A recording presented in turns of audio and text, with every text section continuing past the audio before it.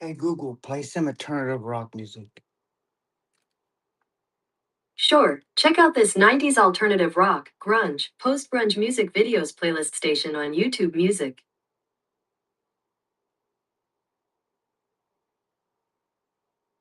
Granger knows that if you're a school custodian, cleanliness is your top priority.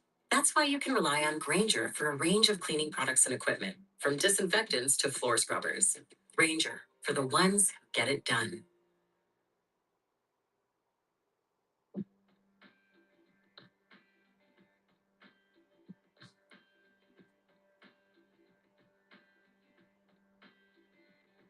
I'm broke, but I'm happy. I'm poor, but I'm kind. I'm short, but I'm healthy. Yeah. I'm high, but I'm grounded. I'm sane, but I'm overwhelmed. I'm lost, but I'm hopeful, baby. And what it all comes down to is that everything's gonna be fine, fine, fine. Cause I've got one hand in my pocket, and the other just give it away, fine. I feel drunk, but I'm sober. I'm young and I'm underpaid. I'm tired, but I'm working. Yeah. I care, but I'm restless. I'm here, but I'm really good. I'm wrong and I'm sorry, baby. And what it all comes down to is that everything's gotta be quite alright.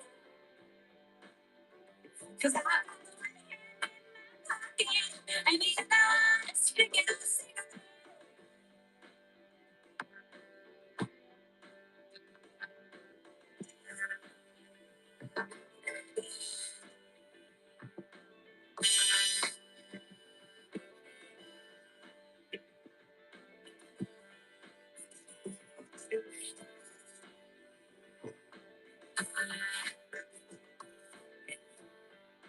What it all comes down to is that I'm going on and I'm just kidding. Cause I've got one hand in my pocket and the other's giving me sign.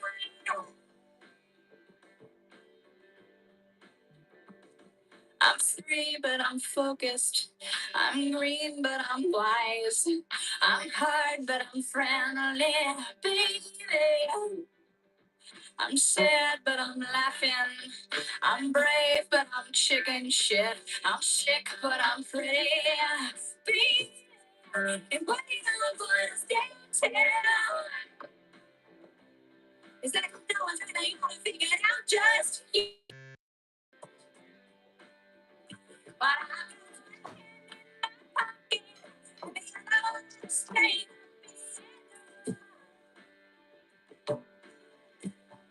And what it all comes down to, my friends, yeah, is that everything is just fine, fine, fine.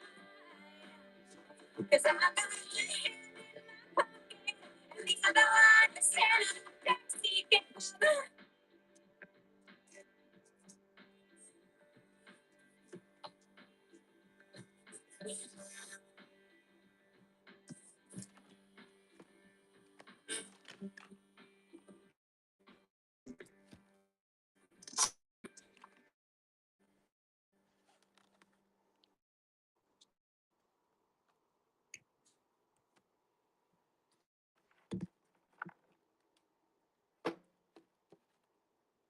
Granger knows that as a procurement coordinator at a manufacturing plant, you can count on auto reordering to have the PPE you need on hand. Call 100 Granger, click Granger.com, or just stop by. Granger, for the ones who get it done.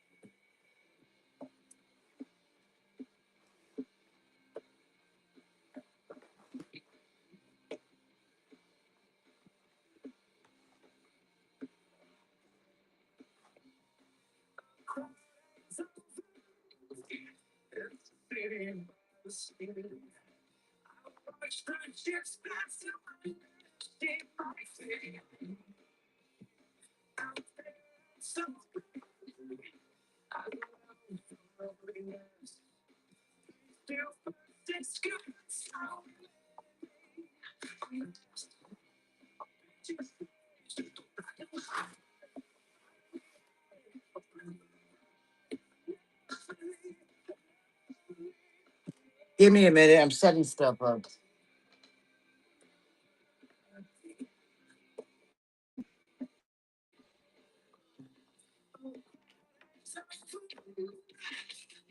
Oh,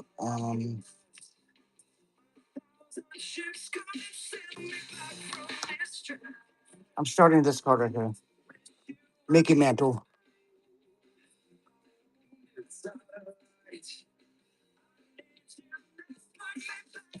These are the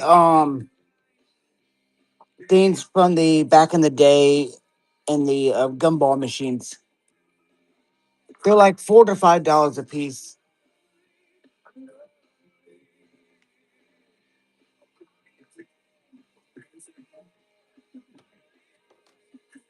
Yeah, I'm just bringing my baseball stuff out. I stuff set up for basketball.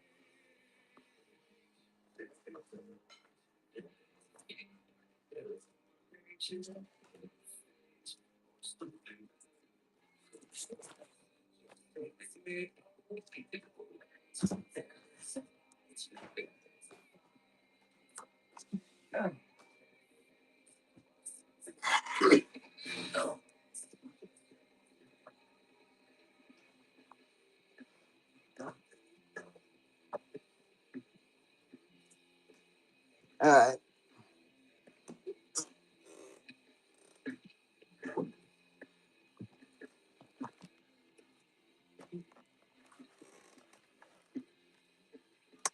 oh, got a lot of stuff here. Uh, this is the blue future stars.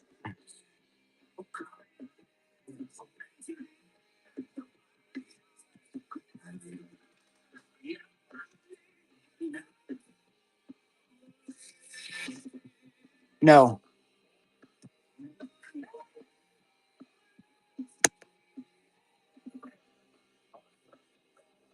yeah, I'll just pick that off. Put that there.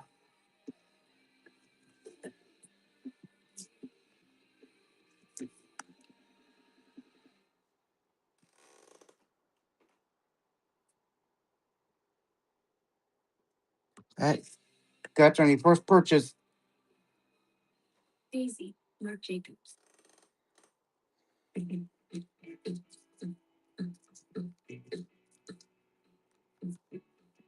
See what else I have. Not that one. This is a silver variation.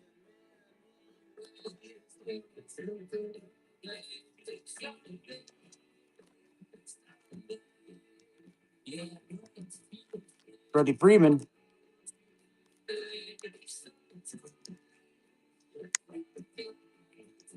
Yeah, there's some people in here.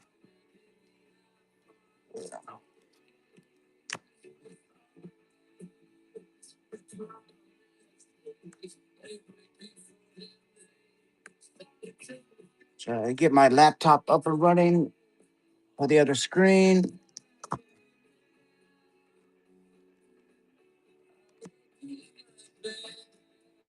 Bobby, I think there's two of them in there. Yeah.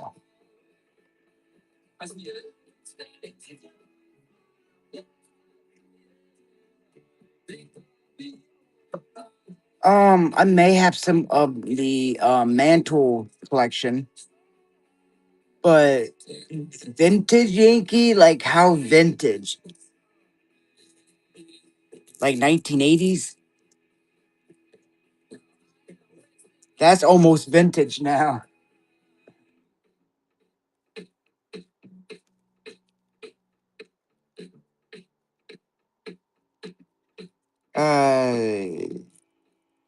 E me come through.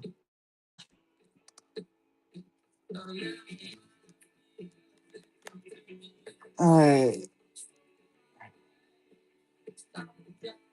will run that later. I'll run that later.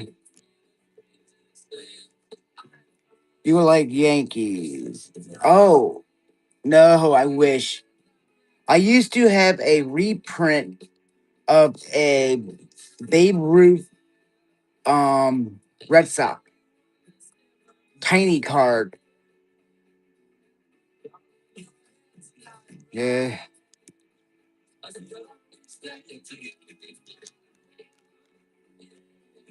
Here is Ron Soto.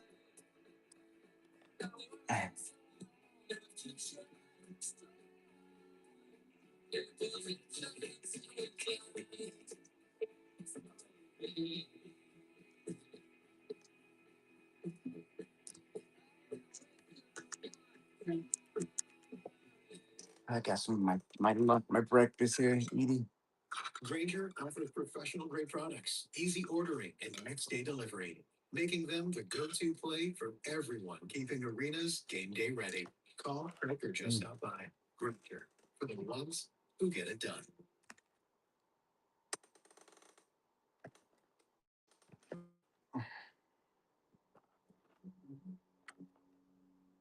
Look in here.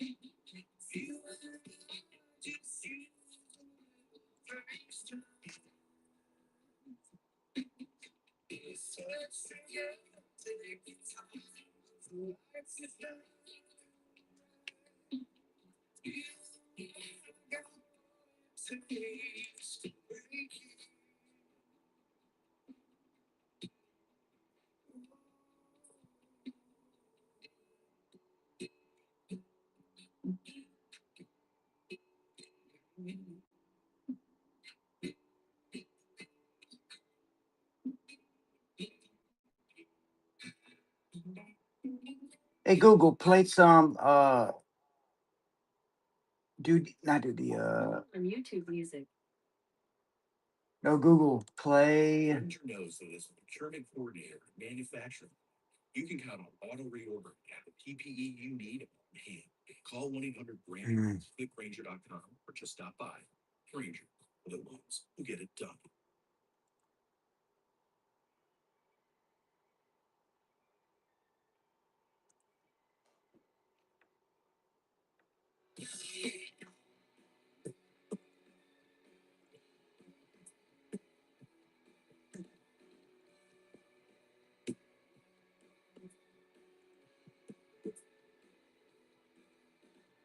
And they laid on the floor again. One knock at the door, and then we both know if the story ends. You can't win if you white flags out when the war begins. Ain't so like it's ringing so cold. Trying to catch pop, revealing so cold. Holding inside and hoping won't show. Saying it's not, but it's I know. Yeah, it's gonna be the day you know it. Ain't some time to explain nothing, you know. This is us, you.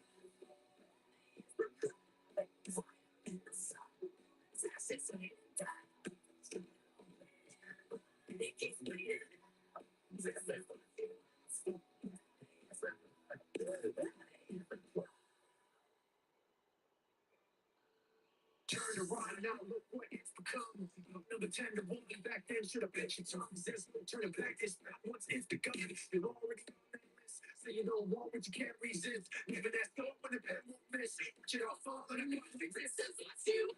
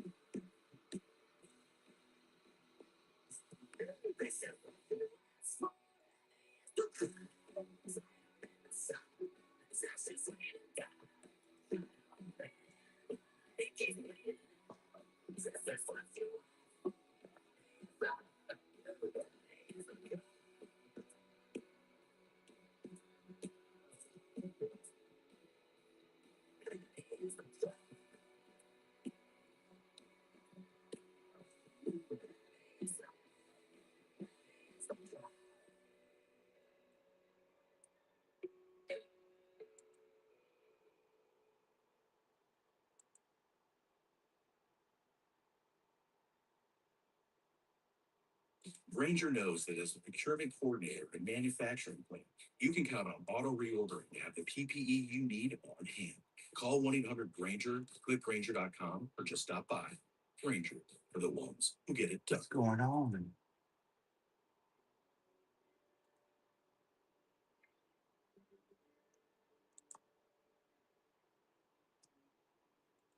Yes, restore everything.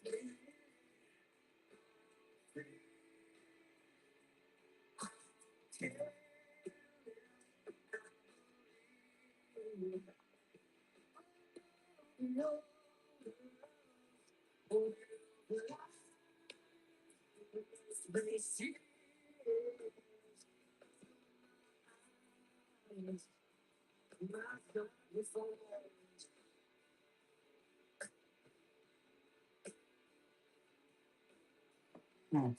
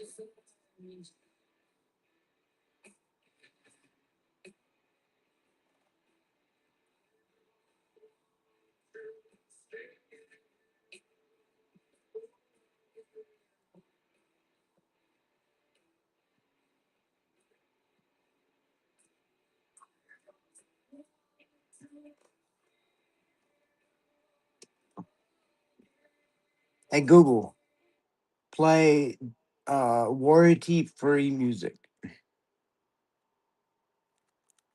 Playing albums is only available with YouTube Music Premium. But check out this station inspired by Musical Notes royalty free music for videos, now playing on BRH speaker.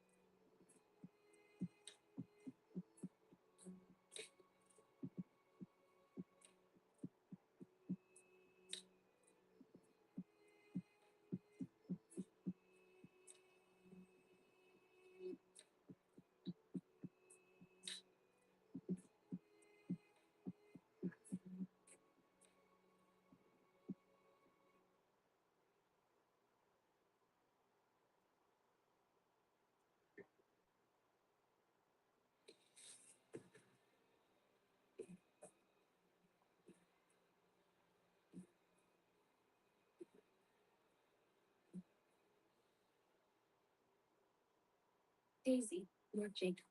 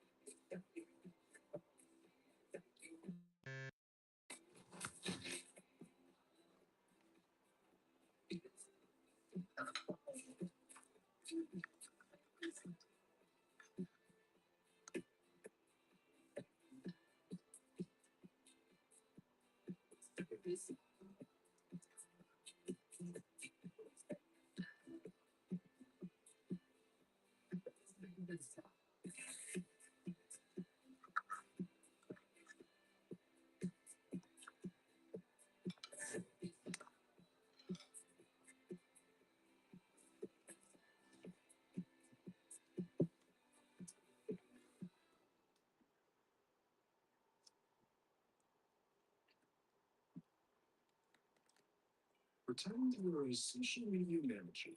You have to stay on top of everything going on without missing a beat. This job is YouTube Music Premium. You can use your other apps while playing your favorite songs in the background. I like that.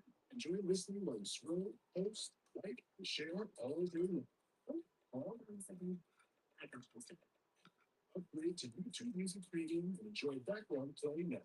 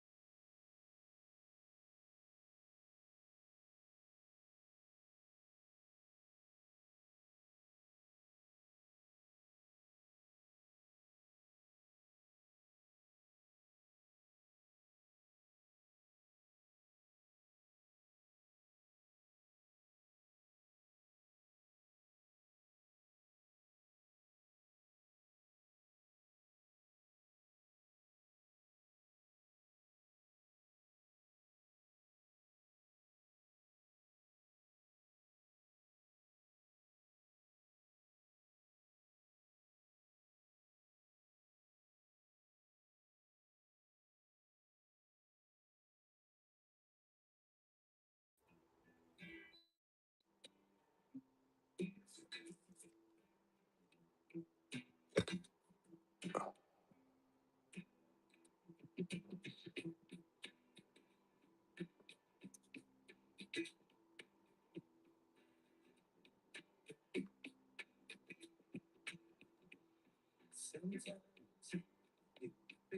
can I print the item tag on this?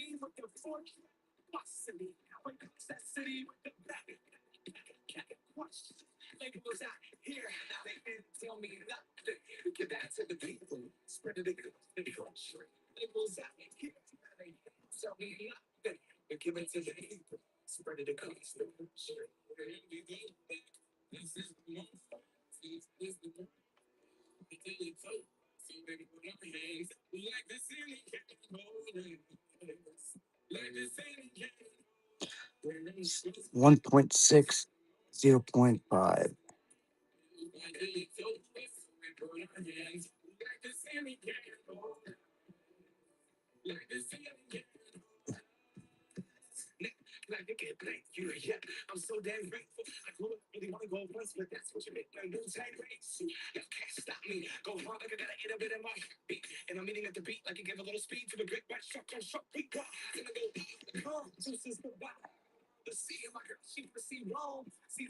Damn it.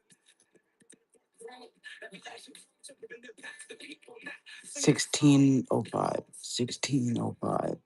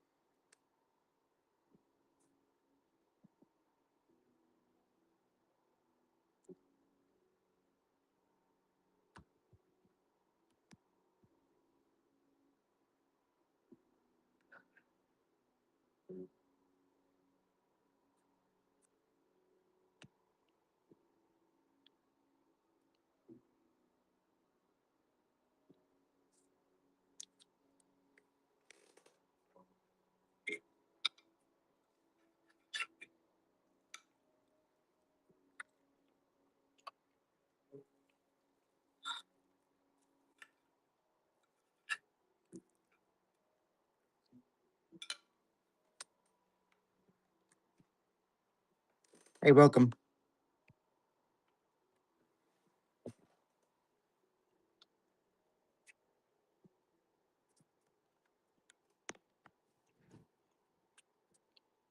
All these.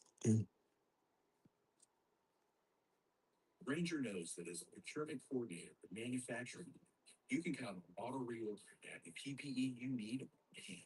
Call 1-800-GRANGER, clickgranger.com, or just stop by. Granger, for the ones who get it done. I,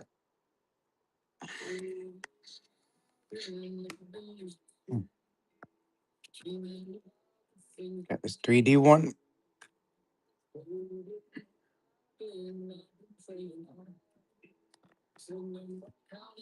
This is a rookie card.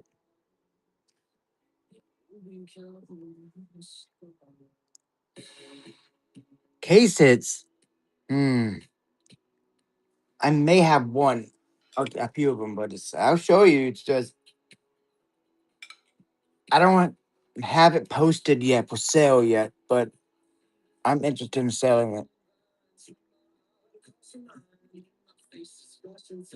Yeah, that online is going for $250. Um, what else I have? Oh, I have one. It's on my. I need to put it in my thing to sell. There it is. Look at that. Is it? Nope.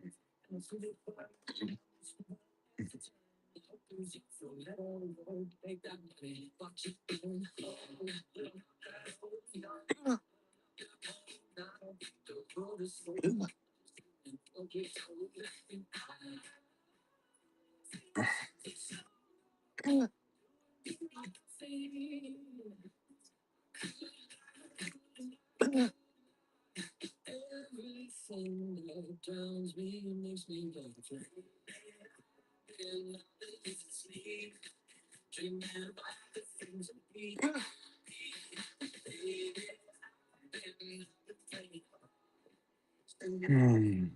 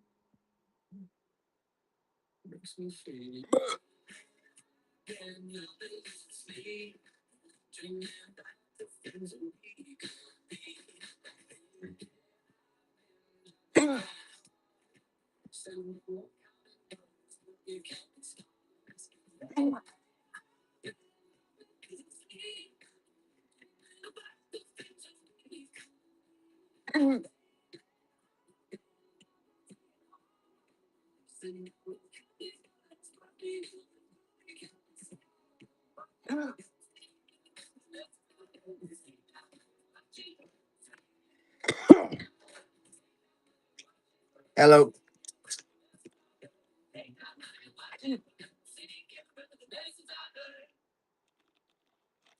Wow. Granger offers professional grade products, easy ordering, and next day delivery. How's your day today? Any good grabs this weekend? Game day ready. Call, click, or just stop by. Granger for the ones who get it done.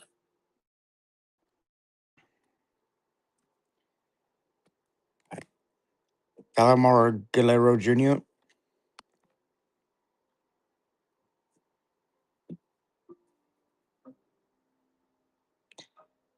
15 seconds. Go.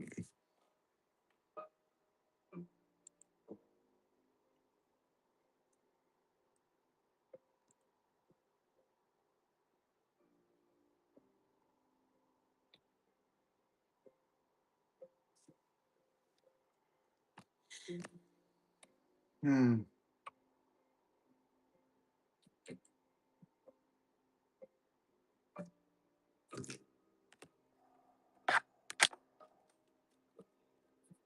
Got the Onyx.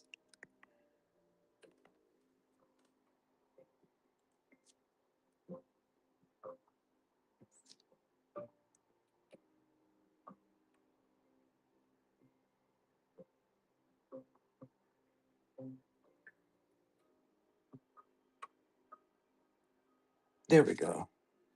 Now my screen's working.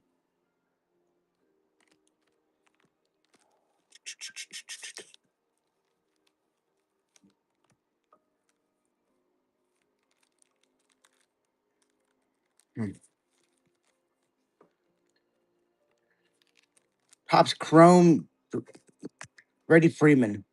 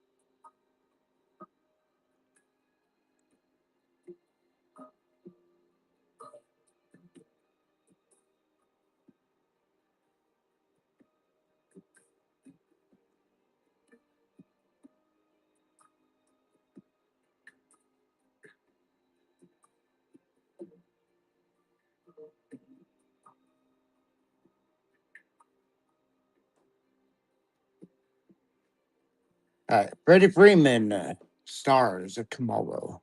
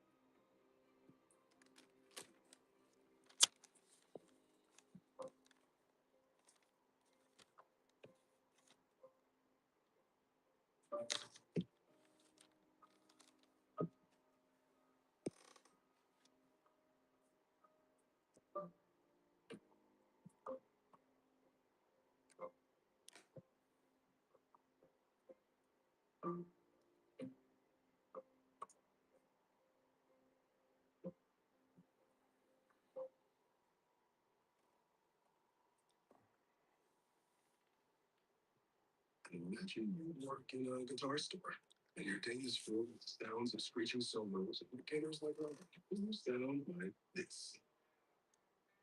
Hey Google, stop music. Ages, but lost their powers when the command center was destroyed. Out of its ruins, they discovered the Zeo Crystal, a powerful artifact that became the source of their new abilities. With new suits, new weapons, and a new look, Zeo was a literal and symbolic rebirth, one that redefined the Power Rangers for a new era.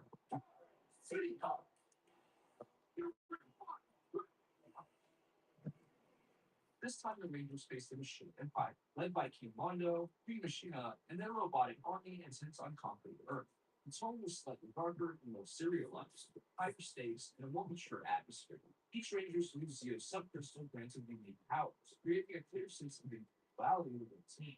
Tommy returned as the Red Zeo Ranger and team leader, joined by Rocky, Adam, and Tanya, who replaced Aisha and Kat.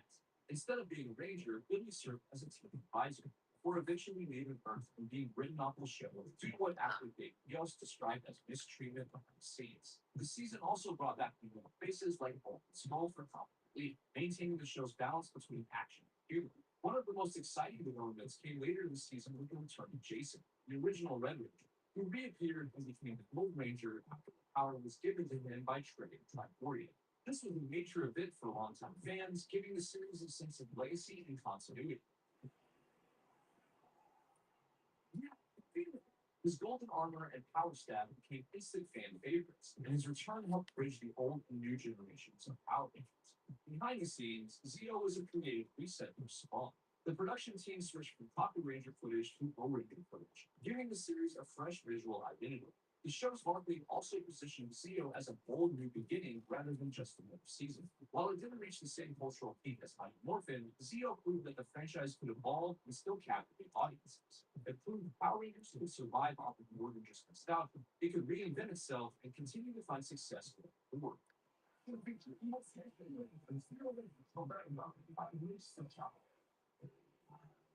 In terms of Power Rangers movie, the Power Rangers are back and back. There's a lot of respect. In 1997, Turbo, a Power Rangers movie, hit theaters as the bridge between Power Rangers Zeo and the upcoming Power Rangers Turbo TV series. Unlike the 1995 Mighty Morphin film, which existed outside the show's continuity, Turbo was directly continuing the Rangers story and setting up the next generation of the franchise. The movie introduced audiences to a new thread, new powers, and Power Rangers hit theaters as the bridge between Power Rangers Zeo and the upcoming Power Rangers Turbo TV series. Unlike the 1995 Mighty Morphin film, which existed outside the show's continuity, Turbo was canon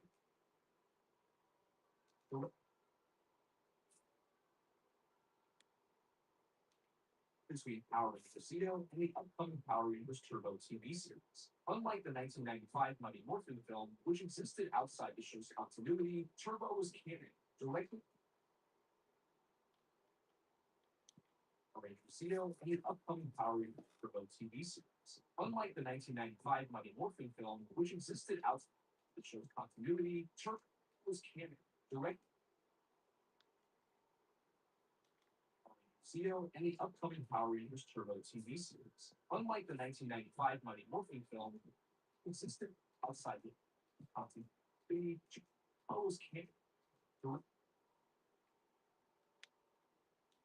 Power Rangers Zeo and the upcoming Power Rangers Turbo TV series.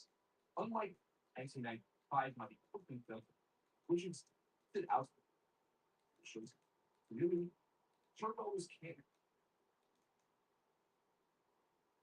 Technically continuing the Rangers story and setting up the next generation of the franchise. The movie introduced audiences to a new Yeah, Freddie Freeman, while maintaining the show's core themes. Jason Williams. What sport? The story follows the Rangers as they face Divatox, a ruthless space pilot seeking to What year? from his volcanic prison. When the Rangers lose their Zeba powers, they gain new diesel-themed turbo power. Tommy, Cat, Adam, and Tanya return as the main team, joined by new. Is it this year? Older card.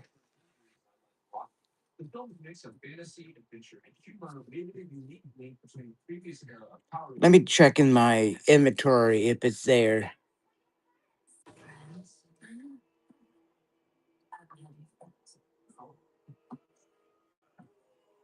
While Turbo, a Power Rangers movie, underperformed at the box office and received a Jason. It introduced Divatox and the Turbo powers, plus it set up storylines for the TV series. Today, it's remembered as Jason Williams. history, the end of one era and the uncertain beginning of another. Oh yeah, yeah. I have some of his. Yes, I just need to locate them. I got I got a one right. Mm, mm, I have some right here. I want to see how much it is worth. I have one right here. The season began with a familiar lineup of Tommy, Cat, Tanya, joined by Justin. Where is it? It's a it's fabric. Top space pilot whose playing one personality gave the show a new flavor of video, but over time, humor and simplicity, reflecting Saban's efforts to attract new, younger viewers. Jason Williams, and it's out of 99. Place. Tommy, Cat, Adam, and Tanya pass their powers on to Not sure what's the worth of this. Let me look. it was a risky creative move that divided fans, but symbolized the show's willingness to evolve. While the original Rangers are legendary, especially Tom, TJ and Cassie are two of my personal favorite Rangers in the franchise. Underrated overall. Is it a few dollars? Sold price.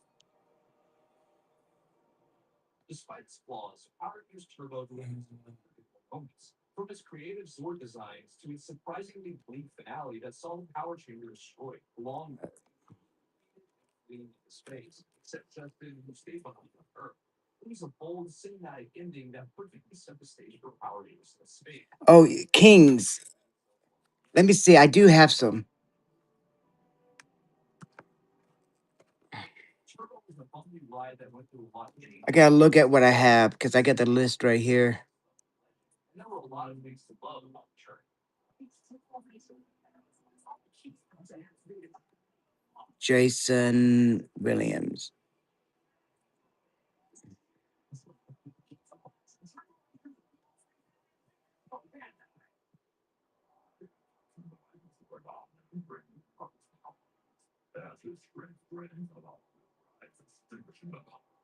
In 1998, Power Rangers in Space arrived as a bold reinvention.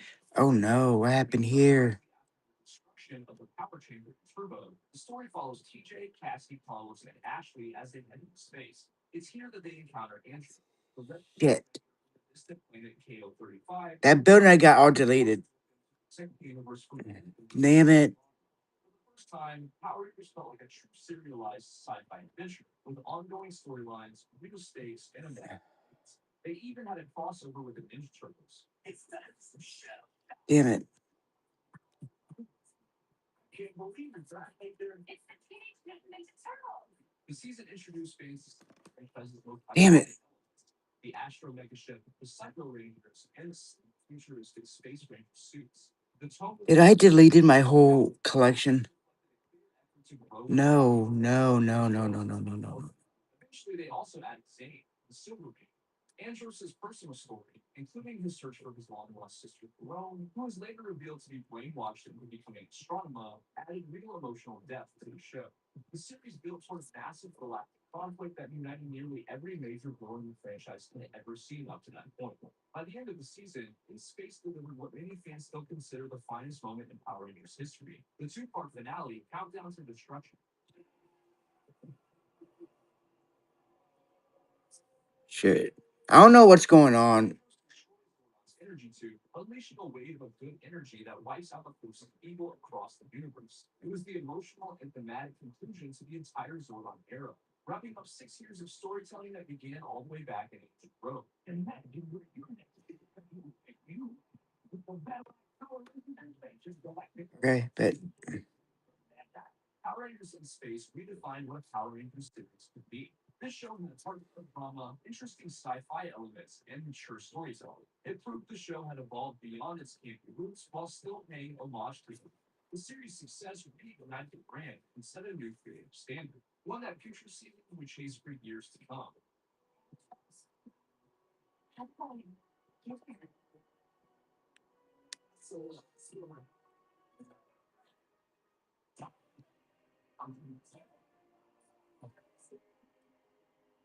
In 1999, Power Rangers Lost Galaxy took the franchise in a fresh new direction, serving as a true reboot of the series.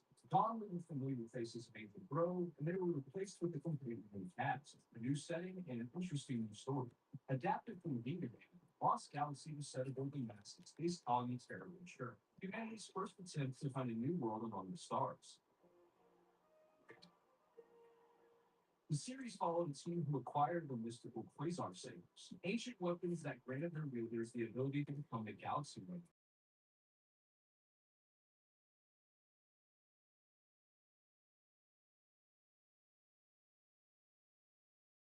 The season blended action, and emotion in ways no previous season had before. It was also the first to feature a Ranger's death. Hendrix, Pink Ranger, who sacrificed herself to save the others after actress Valerie Vernon had to leave production due to a real-life illness.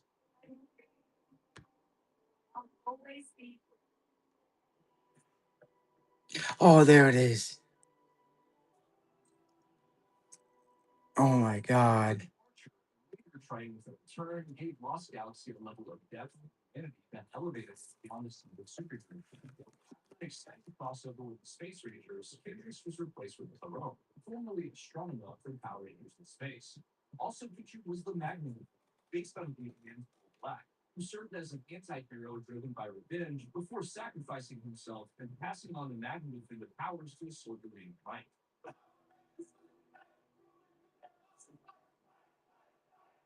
Magnet Detector Collection. Batteries 9 something. Bandai. Lost Galaxy ends with the Rangers defeating Sharkina for good, destroying the last major threat to Terra Ventura and ending the war with the forces of evil. With the mission complete, the Terra Ventura successfully reaches its new homeworld, and the Rangers go their separate ways, closing out the season. By the end of its run, Lost Galaxy stood as a major milestone in Power Rangers history. Its cinematic storytelling, impressive production design, and willingness to take risks set a new creative standard for the franchise. This show told self-contained stories with real emotion, tragedy, and growth, laying the foundation for every single season to follow. The opening of the show was an absolute banger, one of my favorites in the franchise. Serena Vincent, who played Maya, also went on to have relative success within Hollywood. The format of Lost Galaxy was a huge risk for Saban, but it created a blueprint for all future seasons going forward.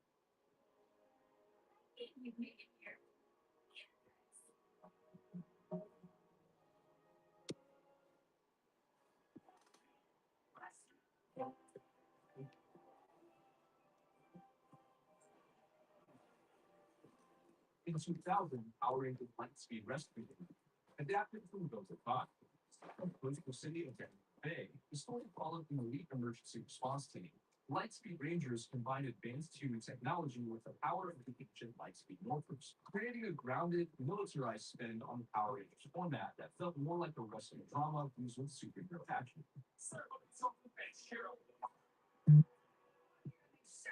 The team, made up of Carter, Dana, and Kelsey, were trained professionals. Firefighters and medics, pilots and divers. The battle against Queen Ventura and the Legion of Demons brought a darker tone to the show, placing visuals of hellish monsters invading the city influenced by humans. Lightspeed Rescue also introduced the first Ranger that was exclusive to Power Rangers and had no counterpart with Super Sentai. The Titanium Ranger, whose story of redemption after being manipulated by evil remains one of the franchise's strongest character arcs. This introduction proved that Power Rangers didn't have to rely solely on its Super Sentai source material to tell compelling stories.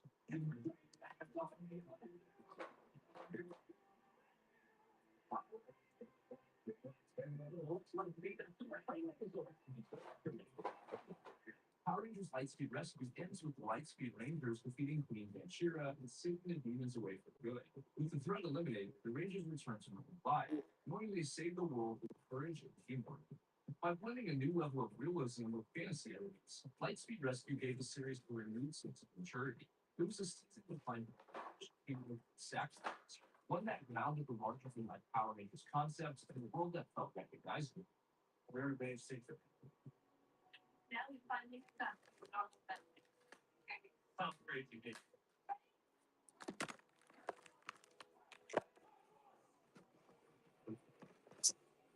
In 2001, Power Rangers Time Force elevated the franchise to new heights of storytelling. Set in the year 3000 and the present day, this series is based on Time Ranger following a police force from the future that travels back in time to capture the mutant criminal Manson. After the death of their Red Ranger, the team is stranded in the past, where they recruit a man identical to their fallen leader, Les Collins. This unique premise introduced new character arcs and moral complexity that was rarely seen in Power Rangers. Introduced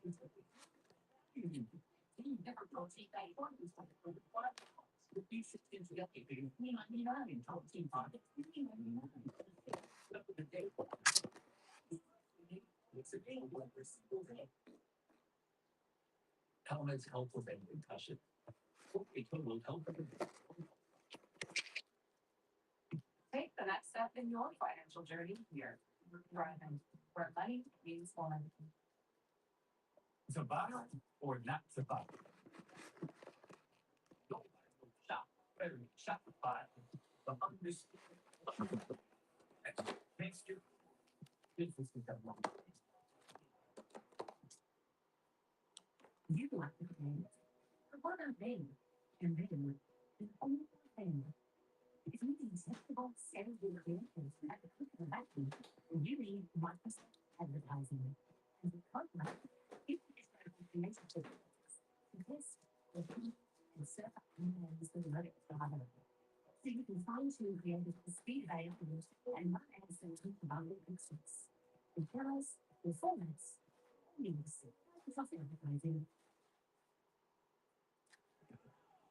We show you. We have no place to run, no place to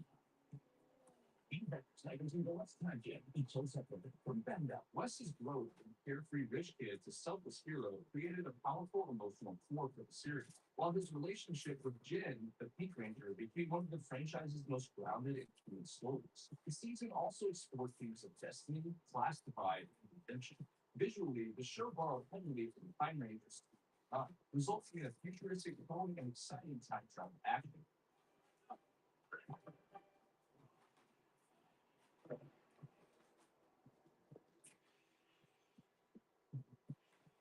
The quantity of Eric Myers had his own agenda and fought to make respect, shaped by his rivalry with Wes. This made him one of the franchise's most painful, especially when he used to sacrifice himself. Allie, before surviving to the way. It's a great thing.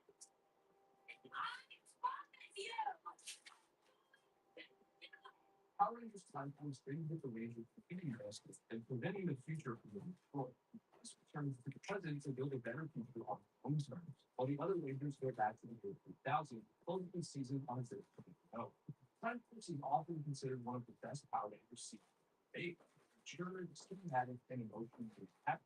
The transcended this franchise's story-driven roots and belief that felt like full-fledged drama. Even decades later, it remains a high point of Power Rangers legacy, remembered for its sharp writing, exceptional cast, and timeless message that the future is written. It's made by the choices we make today. I would want to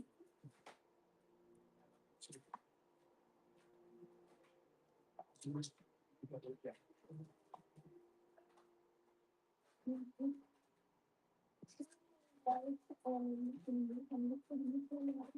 27-year-old actress died in a car accident in San Francisco during the Legendary weekend. In 2001, featuring Best Known for Playing Pretty Blonde, the original Yellow Ranger tragically captured car accident on September 3rd in California. The news shocked fans at how it was cast by. She was a major part of the franchise during its explosive rise in the 90s and remained closely featured. Featuring death left a lasting impact on the community. Even decades later, she's remembered as a trailblazer. And in simple part of what made the original Power Rangers era so meaningful to the entire generation. So it's had an amazing laugh and was very familiar. Has to be another way to stop people. But in 2015, Power Rangers Wild celebrated the legacy and acted as a the era, utilizing the footage from Gallery. The final season fully presented first of all. This followed Cole Evans, a man raised in the jungle who joined the team of rangers chosen by powerful animal spirits known as Wild Hunters to protect the planet from the pollution-fueled wars. The series blended tribal elements with modern environmental themes, presenting nature itself as an ally in the ongoing fight for balance.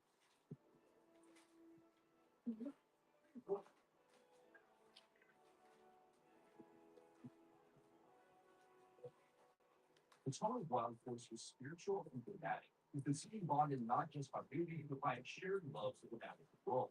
Cole's journey to discover his past and indigenous parents' deaths gave the series emotional grounding, while characters like Barrett or Lena Wolf Ranger added layers of tragedy and redemption.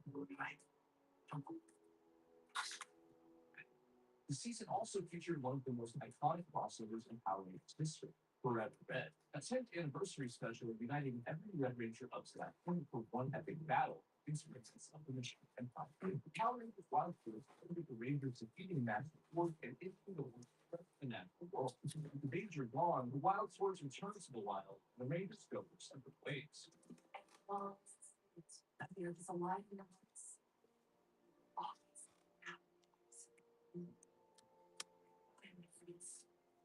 Although Wild Force marked the era, it passed the torch from Saban to Disney and set the stage for the franchise's next evolution.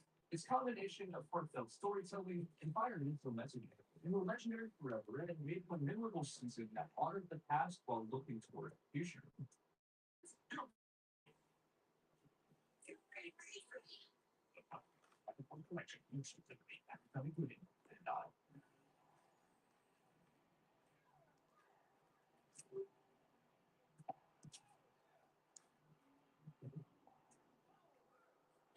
In 2003, Power Rangers Ninja Storm kicked off a new era under Disney with a fresh tone and production style that balanced humor and action. Adapted from Hurricane Crew, the series followed three students from the Ninja Academy who became the Green Rangers after the rest of their peers are captured by the evil Space Ranger. What began as a lighthearted underdog story quickly evolved into a season defined by teamwork, redemption, and personal growth, all wrapped in a vibrant theme that perfectly captured the vibe of the early 2000s. The chemistry between Shane, Tori, and Dustin gave the season its identity. They weren't perfect heroes, just regular people learning how to handle responsibility. Jesus Christ. Games begin. Nice. Things got a little more interesting when the Thunder Rangers, Hunter and Blake, were introduced as rivals who initially served Lothar before realizing they were manipulated. Cam also stood out as the team's tech support, who eventually became the Green Samurai, a character arc that's frequently praised as one of the strongest and most memorable in the entire series.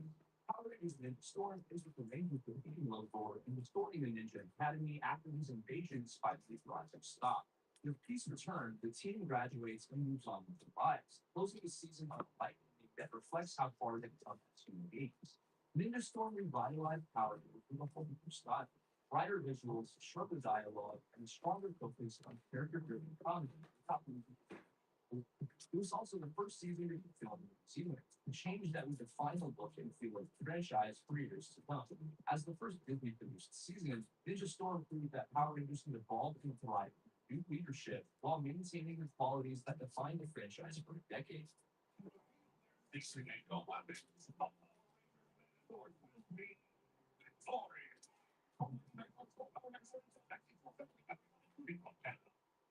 I'm going to drop you off the first period science. Before we start, very questions. In 2004, Power Rangers Dino Thunder toured on screen as a triumphant return to the franchise's roots. Adapted from Ranger, the series focused on a group of high school students who gained dinosaur-themed powers to defend the world from the villainous Decepticon. But what really set Dino Thunder apart was the return of Jason David Frank as Dr. Tom Oliver, the group's mentor, bringing the legacy of Mighty Morphin Power Rangers full circle for a new generation.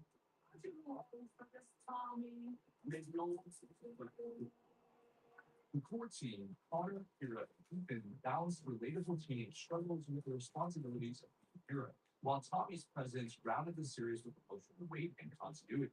His character arc as the Black Dino Ranger added depth to his character and added to his already legendary resume. You want some more?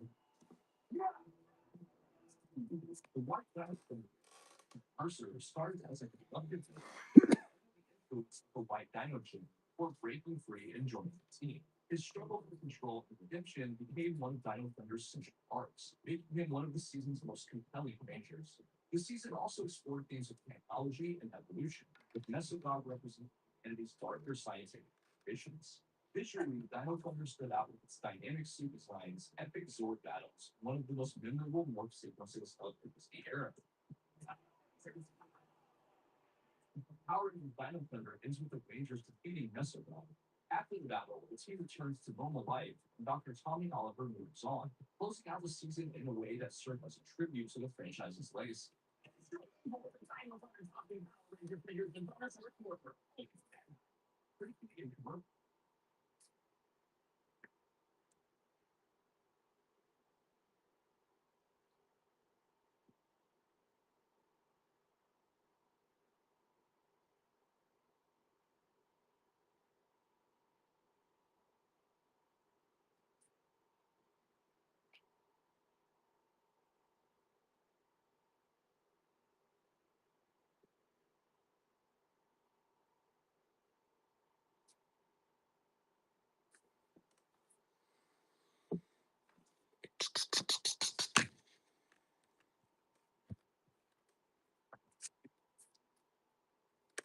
Uh, Trying to get a next card up.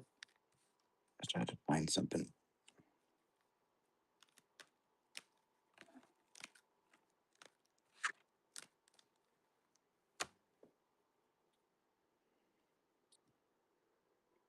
Out of 5.99.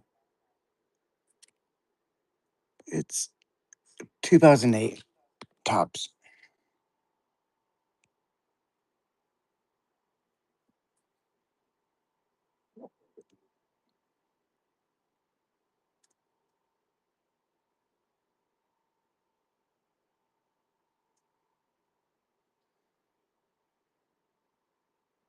Hmm, damn.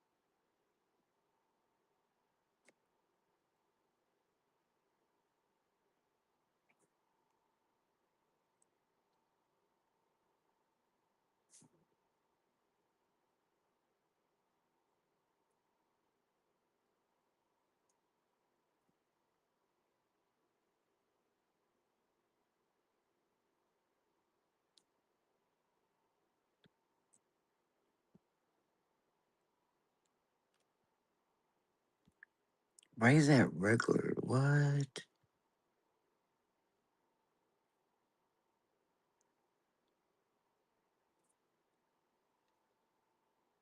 What?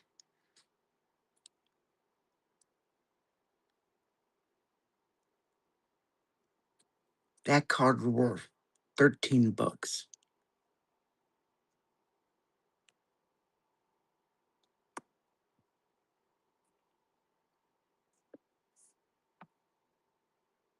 Shit.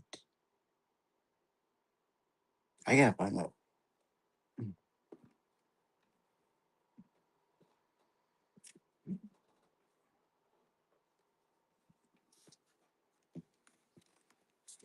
Oh,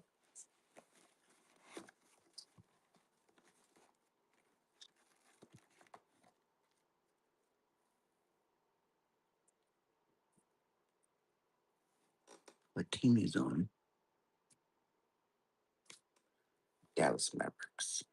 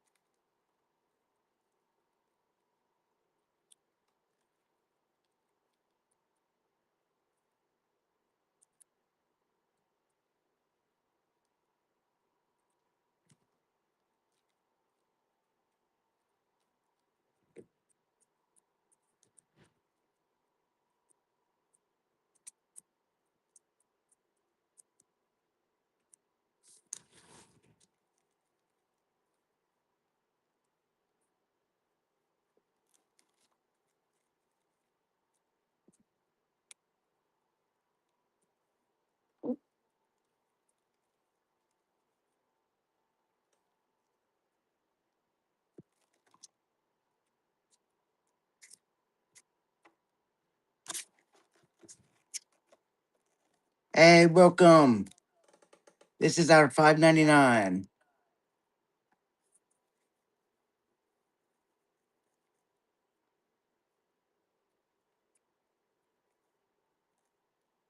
Oh, there goes Victor Remanaya.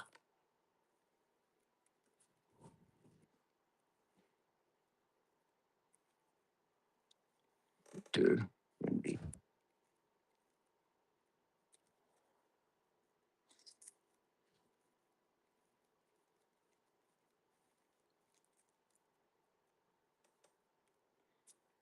Hey, welcome. This is a gold bronze or something. It's out of $5.99.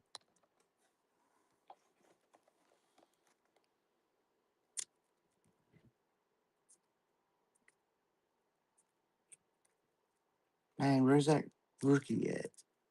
Damn.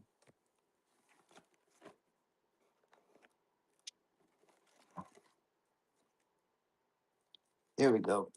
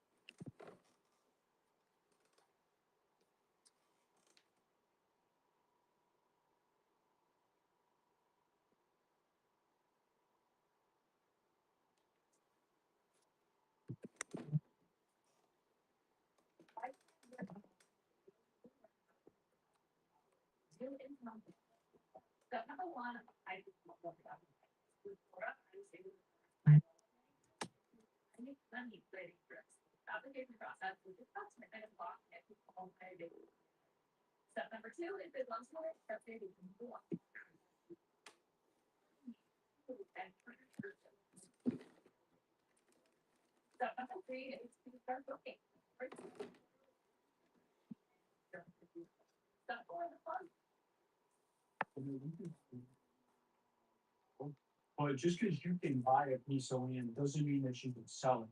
Because the same hidden problems that make sellers motivated to give you a really good deal on a piece of property are the same hidden red flags that smart buyers are going to go to any length to avoid.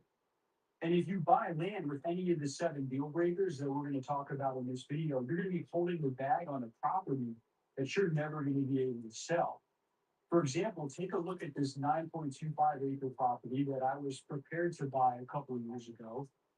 This is in a town called Norwood, and it's a beautiful wooded lot, lies real flat, good topography. You have no flood zone, no wetlands, not a lot of concerns about the physical property from that standpoint. You actually even have a decent soil map, it looks like, too. Beyond that, we got what we thought was a really good price when we had a chance to buy it directly from the owner for $60,000 cash. You see, that sounds like a lot of money, but that property that we were looking at, we thought would be worth over $100,000. And by the way, there's pretty good evidence for that being true. Take a look at this property that sold 11.5 acres around the corner at 152 Turner Court in Norwood. This sold at $100,000 after 11 months on market. Now, this other property sold at an even higher price. It's a 14.19 acre that sold at $275,000.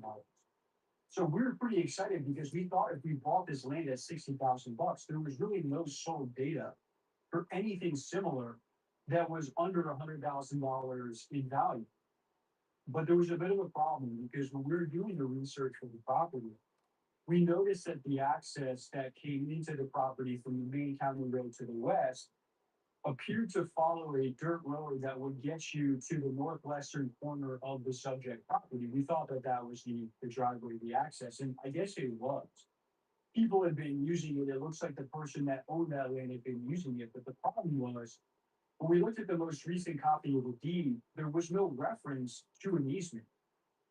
There was no reference to a right of way, meaning that there was really no evidence that we could hang our hat on that we had a right to even use that driveway, even if it was supposedly ours to use. When we even looked at the deed of the neighboring parcel that that driveway goes through, there's no reference to an easement through that land either.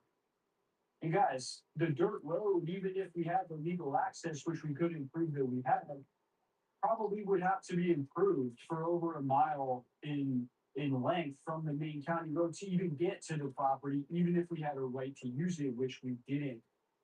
Don't buy that land if you ever want to sell it, because that property, my friends, is landlocked. And even if you paid 60,000 bucks to buy it and you thought you were getting a good deal, you'd never be able to get your money back when you realize that you were wrong. Because that land that should be worth 100 grand is probably worth closer to 20. And if you paid the 60,000 bucks for it and you lost that $40,000 when you resold it, you'd be grateful that you were able to get any money out of that deal at all. Because avoiding mistakes like that is what this video is all about. Take a look at this property on Cox Maddox Road in a town called Sanford. This is a 1.71 acre property that has a lot of appeal because it has the perfect shape to be a nice secluded private home site. And you have a little bit of a stream going through the property according to the land portal maps on the property. You also have good topography, relatively flat terrain, very private in a good area of the general vicinity. This is a township that has had a lot of development. Lots like this that could be bought and sold affordably are in high demand. And you actually have a small portion of soil on the soil map that says it's a Manford Silt loam. That's a well-drained soil series. So with any luck, you can put a septic system on that land, which is really all you would need to prove that you have a buildable property there. Beyond that, we were getting a smoking hot deal on this property. We had a signed purchase agreement to buy it from the seller at $9,757.27. Don't ask me why the 27 cents.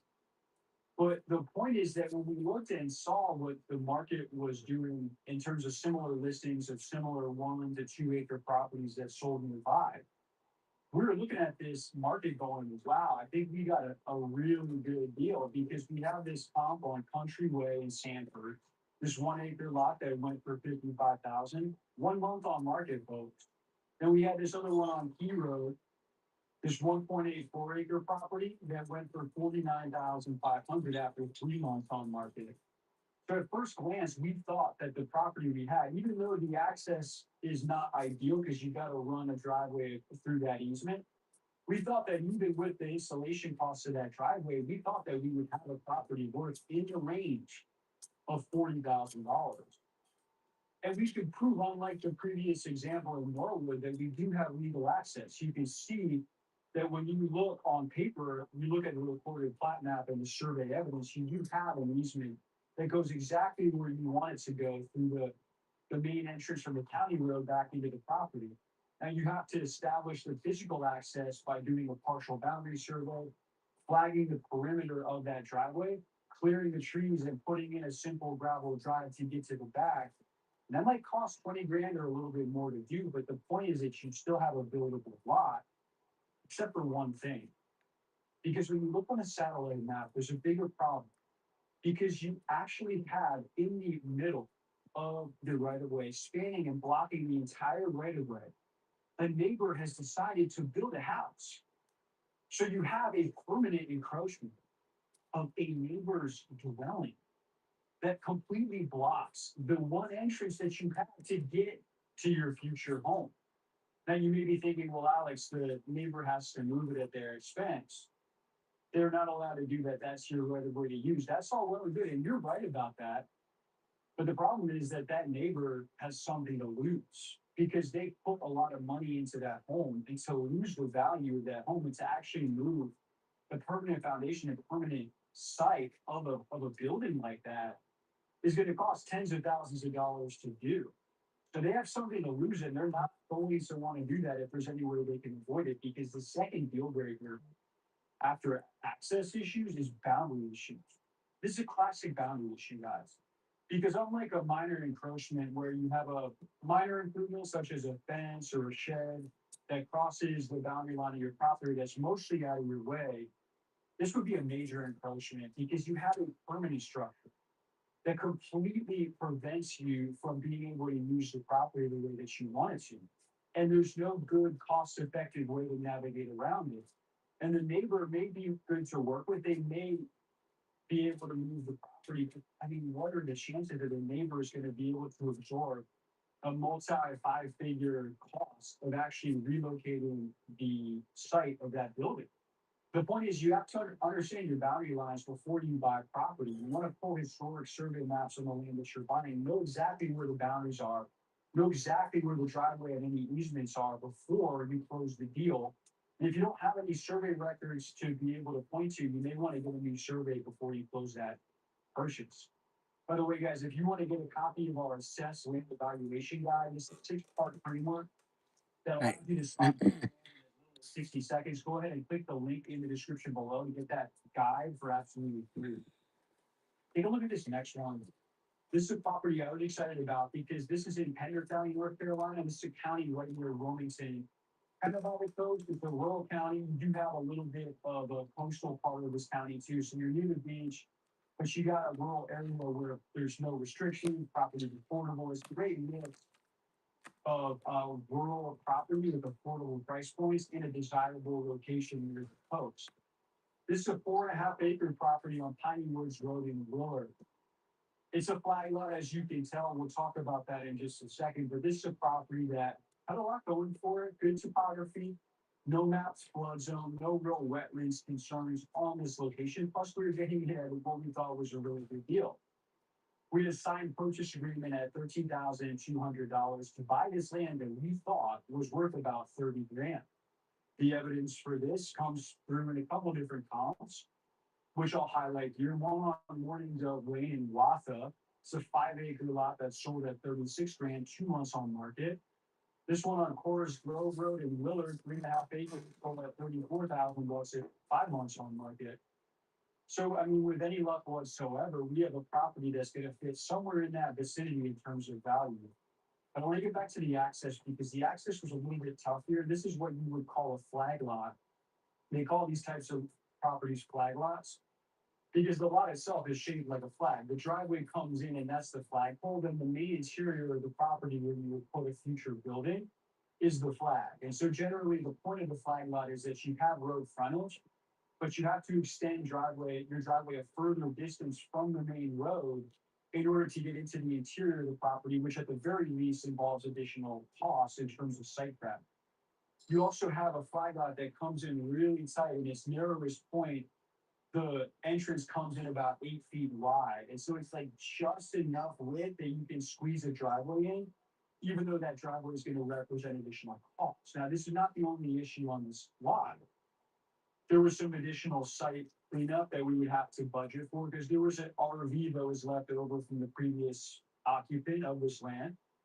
We got a quote from the demolition guy that said that the estimated cost of the demo and the haulaway on this RV and the trailer would be about $3,200.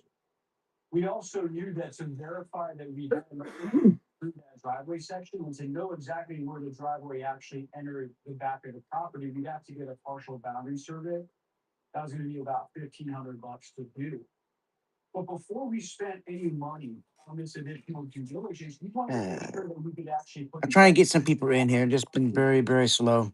Because according to the land portal, when you look at the prevailing soil series on this property, it's Grantham very fine sandy loam, which says that it's poorly drained. Now, I'm not a soil scientist, but if the majority of the property has poorly drained soil, that's the one area of due diligence that I'm going to want to investigate before I do anything else. So, with our eyes open, we were guardedly optimistic that our soil scientists could find a specific location based on the land portal evidence that we got. And by the way, if you want to try out this software, and this is the most advanced land mapping software on the market. Viewers of this channel get a 7-day free trial to try out the land portal, absolutely free. Check out the link in the description below. Now, when we got the soil map back, one of our most trusted soil scientists went out there and found that the entirety of that land was completely unsuitable for septic. And what that means is that not only can you not install the conventional septic systems that are cost effective, that are 7 or 8 thousand bucks that you want to be able to install, but not only that, you can't even install the alternative expensive engineered septic systems such as the mound or the drip systems that cost way more, but still allow you to build a permanent dwelling unit.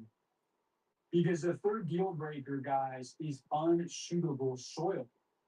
Because 80% of the value of rural land in America comes down to soil. And the value of that soil comes down to factors in the soil geology that are completely invisible to the untrained eye. Because land like this, which would otherwise be worth $30,000 or more, might sell for $10,000 or less and probably to the next door neighbor who just wants to extend their side yard. And the difference in value between less than 10,000 and more than $30,000 is whether you can put a single septic system on that property. And if you can't, then you're out of luck because you always have to get a soil evaluation from a licensed soil scientist before closing the deal to buy that land.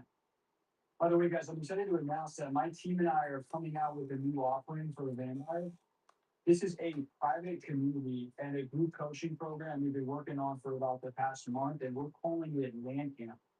What this is going to be a small group coaching program and private community. We're going to open this up actually today on a first come, first serve basis for anybody that's looking to buy their next.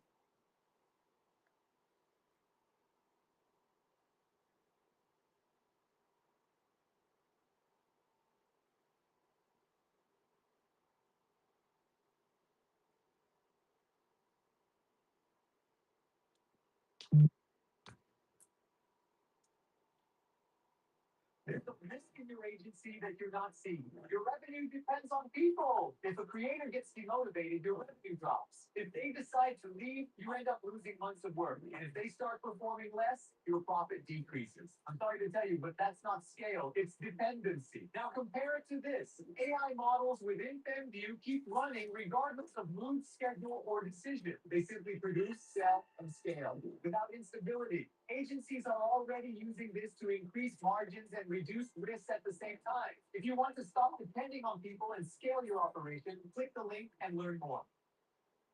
Creating custom clothing with Tap Stitch is simple. Start by choosing a garment, then click Design Now. On the left, you'll see four main tools. Upload lets you add your artwork or logo. For the best results, upload PNG or JPG file. Drew, Brad, this may be one of the most joyous moments of my soul, my life career. Okay. Because I have positively, directly impacted a TV show. Yeah. Personally. Yeah. I did it. Right. Because for 7 episodes now, I have asked for lawyer Matt back and we freaking got it. True. Roll intro.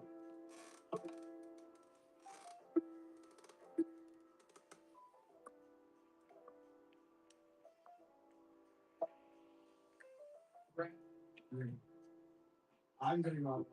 Okay, go on that then. This is the best episode of Daredevil going in season 2. That's not really that is true. Is this the best episode of all of Board Games? I mean, the finale was decent. But this episode was very good. This is a quality episode of television. And we can have a lot of hate last week for hating on this show. It's true. And this is a good episode. This is a good We're episode. gonna call balls and strikes here, guys. This was a strike. This was good.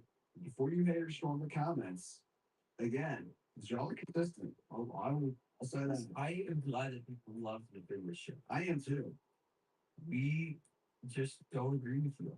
This season has many faults. Yes. Episode 7 is not one of them. And I'm not going to say this was a perfect episode. No, it's not. But it was good. Yeah, I agree. It was enjoyable to watch. Stay from there. Yep. Left us on a crazy cliffhanger. We have tension. We have a little bit more what makes Daredevil Daredevil. Yep. And we are going to issue a spoiler warning. Because people died. Yes. It's a And good thing. Well, okay. No. In the context of the writing of the show. Right. And there's important stuff that happened. Yep. So never see Inception again. You're about to spoil the crap. It's true. That's pretty much the same. By the way, welcome back to Stole My Line, a Firefight Film this evening podcast. We're all over the place right now. Oh, wait, I'm Drew. And we're going to go after them again. We're the best side character in the house. Oh, I already do. Okay. We're done. Yeah, it's true. Daniel is dead. And Daniel was. Listen, I looked at Drew. We watched this episode together. And I said, Drew, this guy, he's believable. He might be the most believable performance in the whole show right now.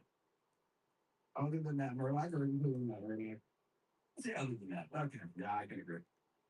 He's good. He's a very everyman, but like he's like the everyman who got caught up in the crime, and like he's a very believable. Yeah, and he feels it, and he's feeling. Yeah, that's just how this episode, which is good from a writing perspective because don't even look.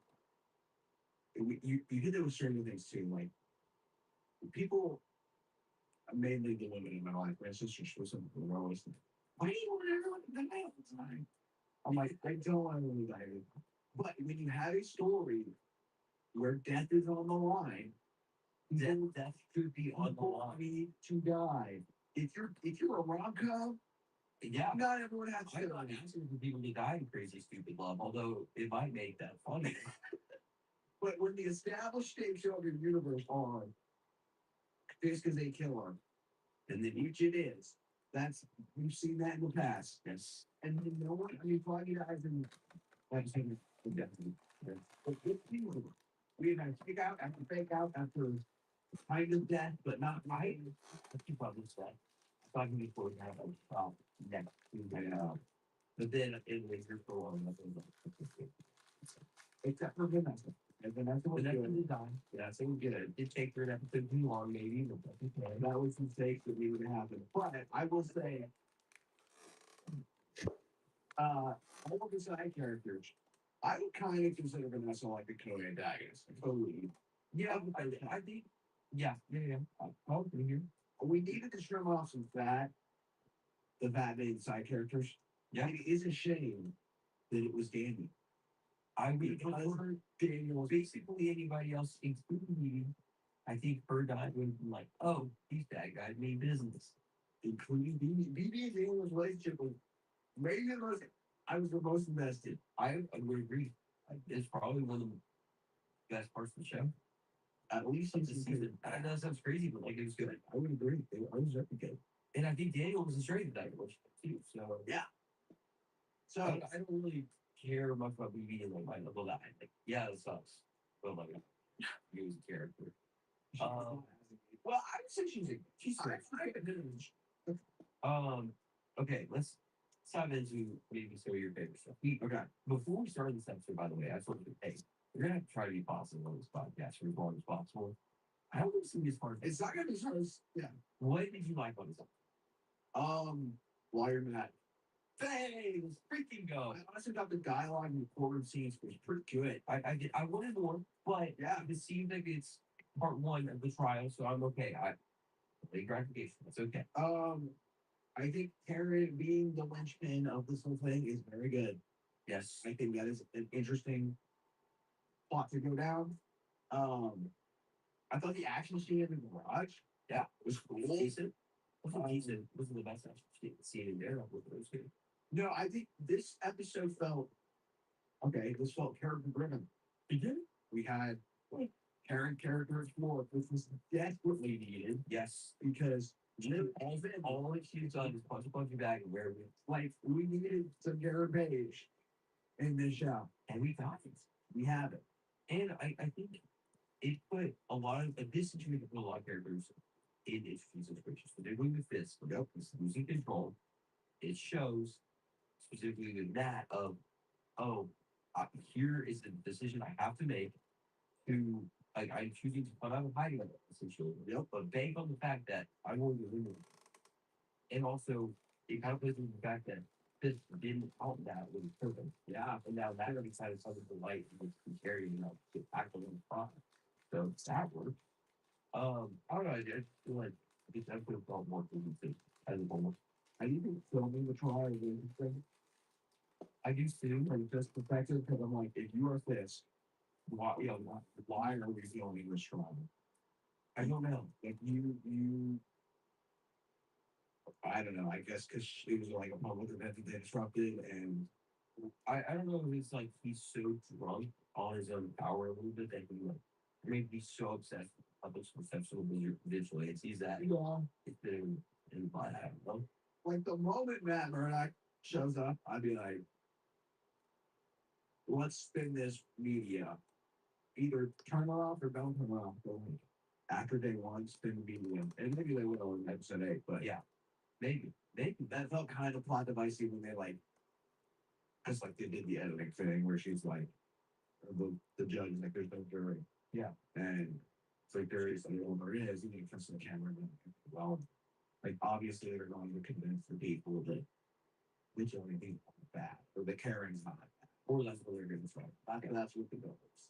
I believe that like despite the little nitpicks, it's still good. And you have to no, I agree. And so I think it's but yeah.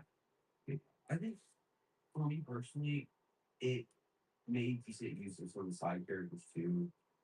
And like I think decent use. So I think Daniel would be kind of coming there already, but as a young role that he's officially playing now. But I think some of the stuff with Heather, yeah. I remember her name. Me too. You know, like two people that got really mad at me for that. So sorry. But like Heather had a decent scene, and I know she's coming more to play now. And it's still a long person. I don't either, but I can see okay, it's kind of going somewhere maybe. She has a function. Like all of the characters in here, I think because it's centered around the trial, I think everything makes a little. Okay, I would agree. And I know they will be working. He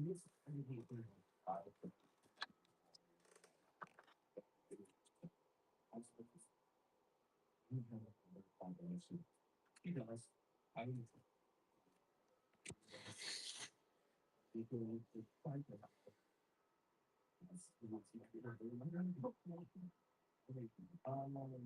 but no, I honestly got a little confused. She made me chair. If you have any idea, that's not every season like it's like, well, no, particularly it's no. I think it's yeah, I'm really important.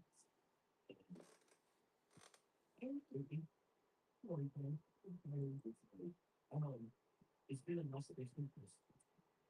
We have a place in so have fun right it's super thing. Like this is now the cool things. Probably one it's really good. Well, I would say this. I think episode so we have a lines where it's great for getting failed, but I think it's set up to a very don't think will be the only thing I wish like I think it's safe to do. You haven't seen it for this like now it's so the name for the cycle. Then I would say it's been more people want something I was now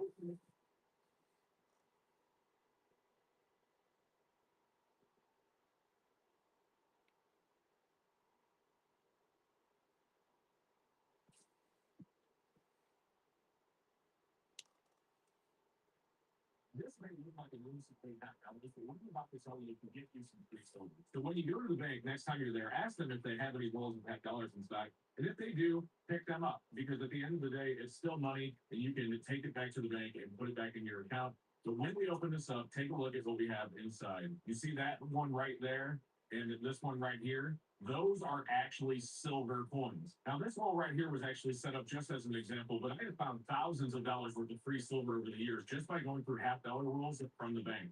For example, this one right here is silver. You can tell by the edge it's 90% from 1944, and today it's worth $11 to $12. And then this other one that I pointed out right here is a Kennedy $half-dollar. Between 1965 and 1970, these were 40% silver, and today they're worth between $3 and $3.50 a piece. So when you're at the bank, ask them if they have any $half-dollars, pick them up and go through them. You never know, you could add some free silver to your stack. Don't forget to subscribe for more, and we'll see you next time. This may look like an innocent roll of $50, but what I'm about to tell you can get you some free silver. So when you go to the bank next time you're there, ask them if they have any rolls of $50 in stock, and if they do, pick them up because at the end of the day, it's still money, and you can. I used to think they will be here. When they open this up, take a look at what we have. You see that one right there, and this one right here. Those are actually silver coins. Now, this hole right here was actually set up just as an example, but I have found thousands of dollars worth of free silver over the years just by going through $50 rolls from the bank. For example, this one right here is silver. You can tell by the Universal spent $300 million on a single roller coaster, and here is why it was worth every penny. This spot used to be the home to Dueling Dragons, two inverted coasters that opened with Islands of Adventure in 1999.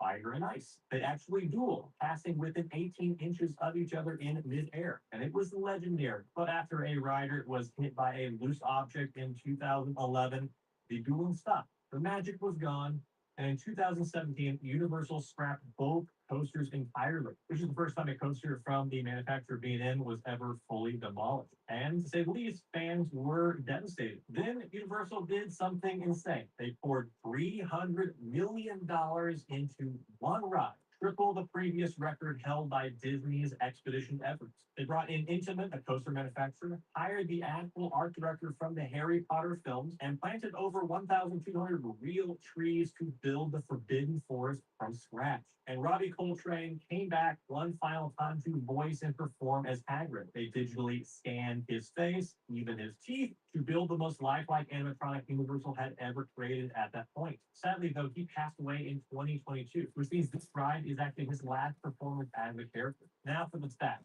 There are 7 launches, a world record at opening, 5,053 feet of track, making it the longest coaster in Florida, 50 miles per hour top speed, 17-foot free fall drop track. I mean, the track literally disconnects and drops. And you can ride on the motorbike or the raw speed or height. It's a story coaster. It's flying through the Forbidden Forest on Hagrid's motorbike, dodging blast-ended Scroots and their flaming buttholes, getting tangled in Devil's Snare, spotting Fluffy, gnawing on a bone. What other cars are you looking for? Real sets and real animatronics, plus real trees whipping past your face. So you feel like you're in the Wizarding World. And of course, Welcome, Raymond. at the 2019 Golden Ticket Awards, opening day lines hit 10 hours. And years later, there's regularly still a 2 or 3 hour wait because there's nothing else quite like it on the planet. So I guess the big question is, do you want to ride on motor or the sci-fi? Universal spent $300 million on a single roller coaster and every penny. This spot used to be the home to Dueling Dragons, two inverted coasters that opened with Islands of Adventure in 1999. Fire. They actually dueled, passing within 18 inches of each other in midair, and it was legendary. But after a rider was hit by a loose object in 2011, the dueling stopped.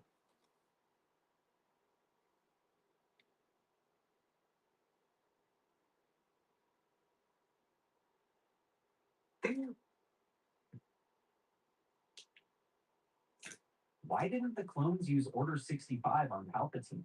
In the lore behind Star Wars Episode 3, Revenge of the Sith, Palpatine created around 150 contingency orders for the clone army. Order 66 is the most famous, used to eliminate the Jedi. But there was another one, Order 65. It stated that if a majority of the Senate or Security Council declared the Chancellor unfit, the clones could arrest or even execute him. On paper, this looks like a safeguard, but in reality, it had almost no chance of being used for 3 reasons. First, control. By the late Clone Wars, Palpatine already dominated the Senate and government, so a majority vote against him was extremely unlikely. Second, legality. Even if the Jedi discovered he was a Sith, that alone wasn't a crime in Republic law. Officially, he was still a capable leader. Third, motivation. The Jedi's desire to stop him was personal, not recognized as the Republic's interest, so they couldn't act through the system. That's the key. Order 65 wasn't designed to be executed. It was designed to make everything else look legitimate. Palpatine didn't just plan the fall of the Jedi. He built a system that made it seem like he could be stopped, even though he never could.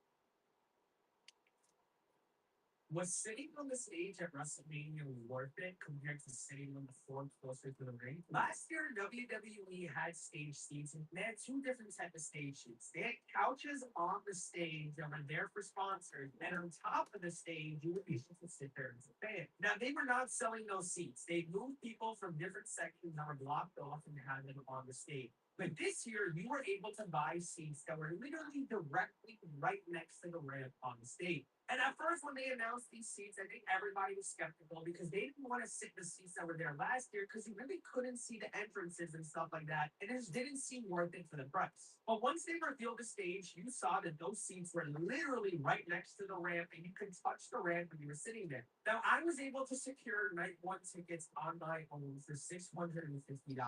You had about an hour and a half early, sign a waiver, and then you got a physical ticket to be able to go to your seat. Night two was completely sold out, and I had to literally find someone that was willing to resell their ticket, but also take me with them because you have to show your ID and sign a waiver. So I traded my original seat, which was 8 rows behind commentary, and about 5 times the price of what it cost to sit on the stage and gave up my WrestleMania chair to sit there. Why? Because that was probably the greatest seat that I've ever had in my entire life.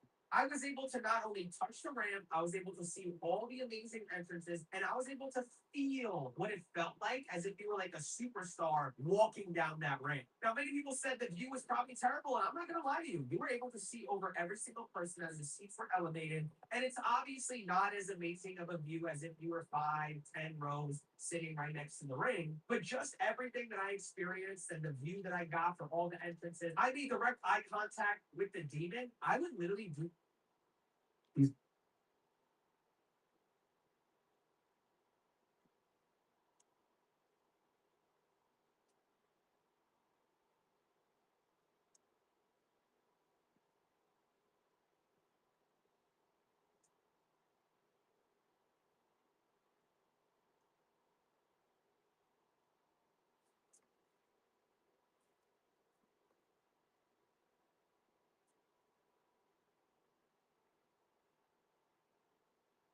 I really did the splits.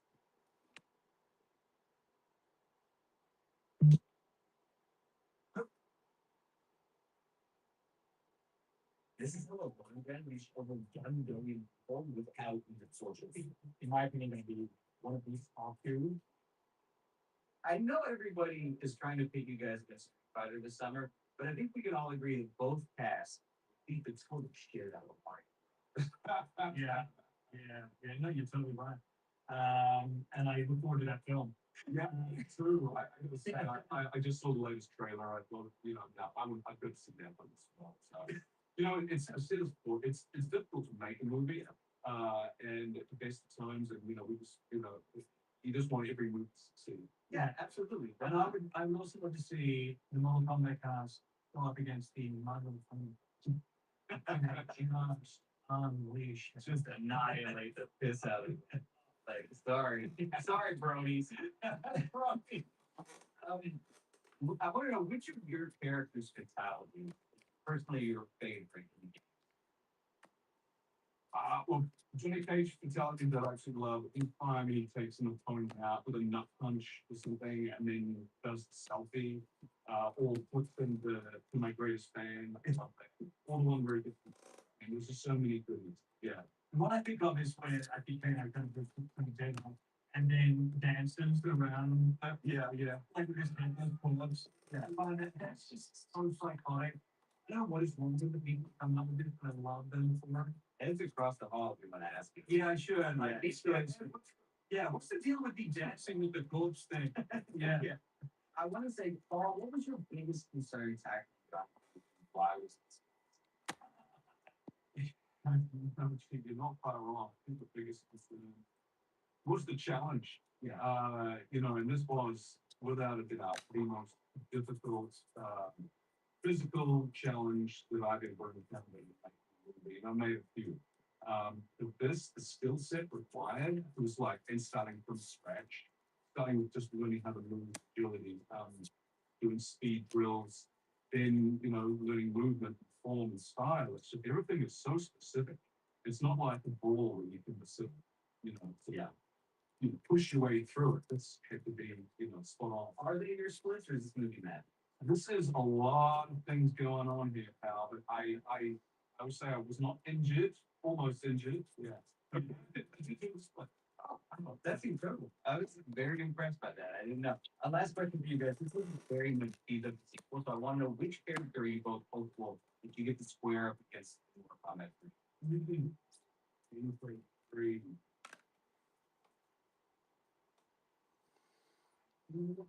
That just because I think it's so cool. I love to go through them. That's all. Like, I mean, that like that on it. Well, I'll say because it's one of my favorite sequences in the comic book out there.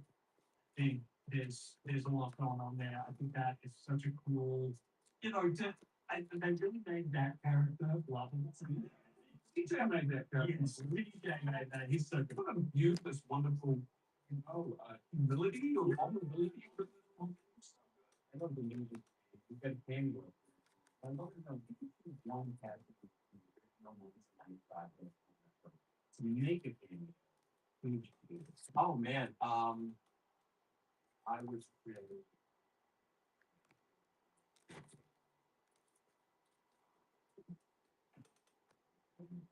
Let me ask you, I was gonna get after Phantom Asset for that. That is off. Yeah, I'm not excited.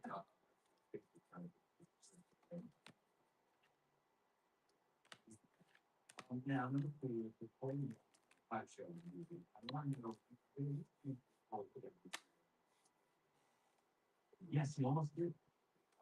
When we were making Mortal Kombat 1, um, the last game we did, we had these fighters, these assist fighters called cameo fighters. And for a time, we were talking about freaking everybody out and doing full young cameo fighter in the game just to kind of connect the game and the films together. But then we ran out of time. We had to start the next game, now I want to know out of all the guest characters that have been in the game so far, from RoboCop and Spawn and Terminator and so on and so forth. Who do you believe most fits in the Mortal Kombat universe to the point that you would be keen to see them again? Spawn, probably. I thought it was a great match.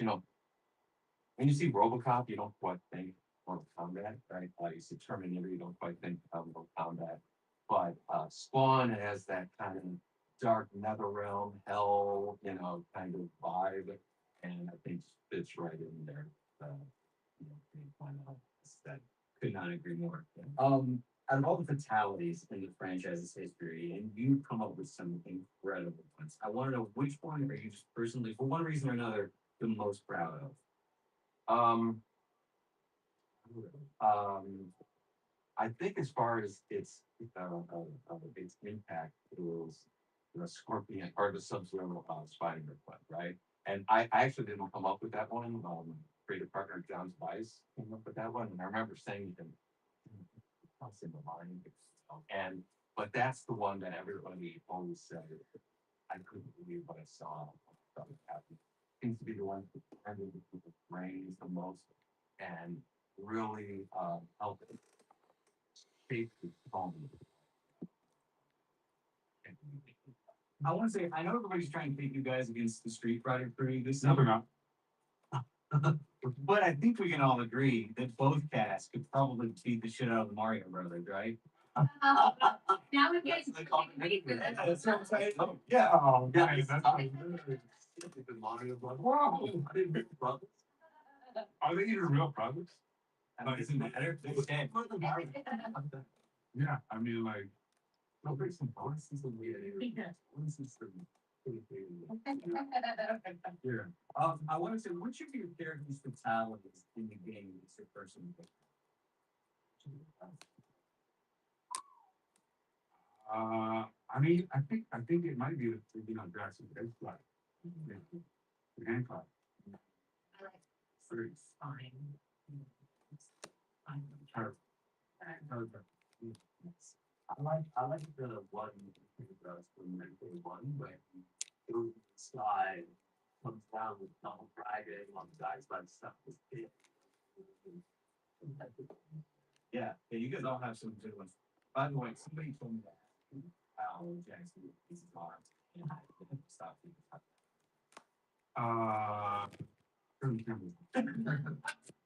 Uh, no, it's mostly like WD-40. No, absolutely not. Like it's a beef top. He likes to keep it all kind of well. That's very healthy. You know what I'm saying? Yeah. It's in the gears.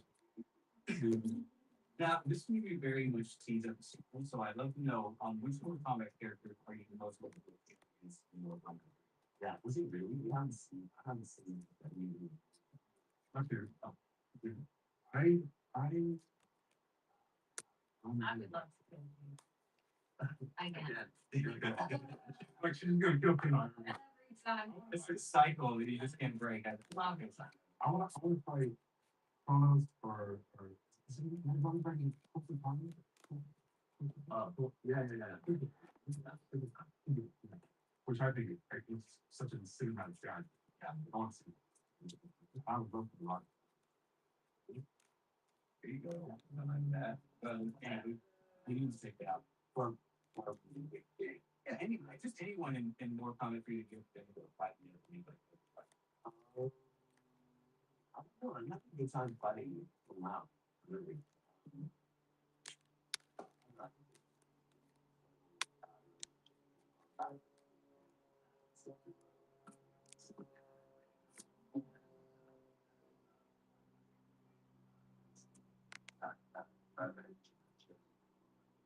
And it's fun to be like, fun to like.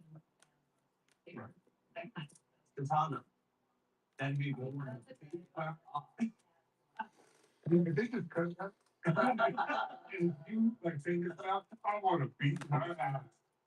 That would be terrible.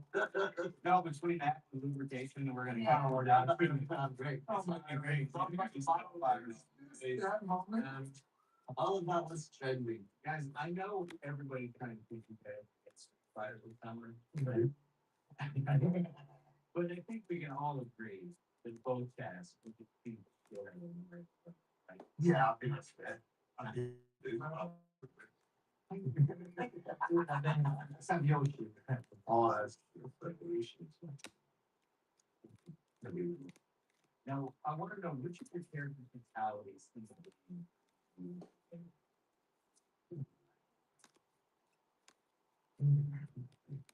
I know the combo. But the main. Oh. Because there are so many older times of MK1 and the legend. No, you get. Yeah, you still. This is the one that I really like. I can describe it that you sense the shadow get inside of the one's body, right from inside.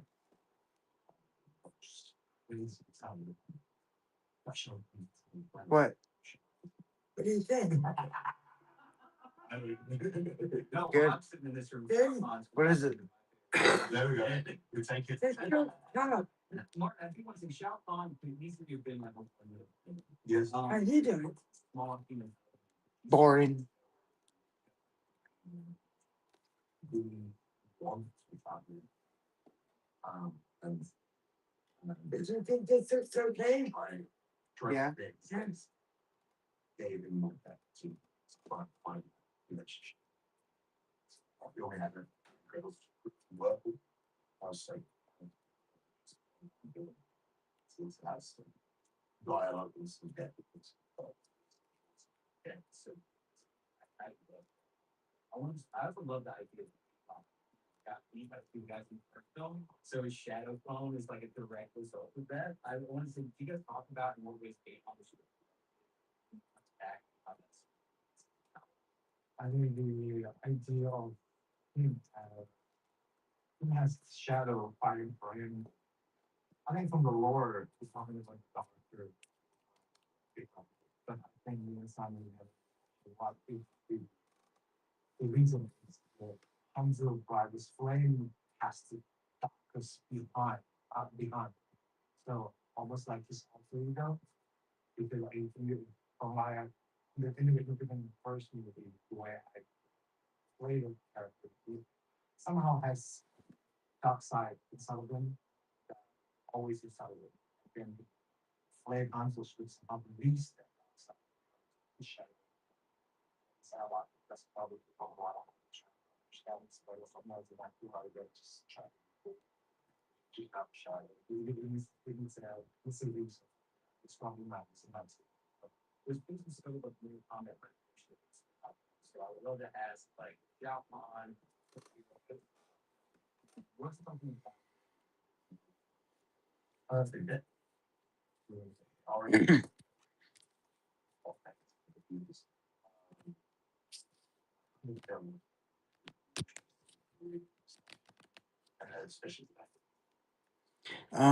PMG dot.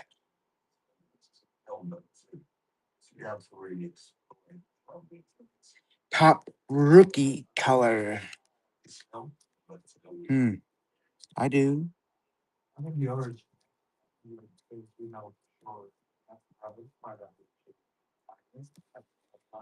Yeah, I got a lot of cards near me. Let me see. I can find a good one for you. A color rookie.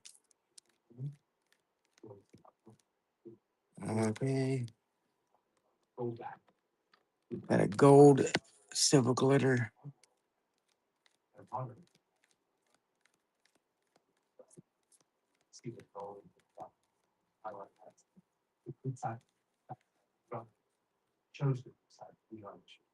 You run that right now.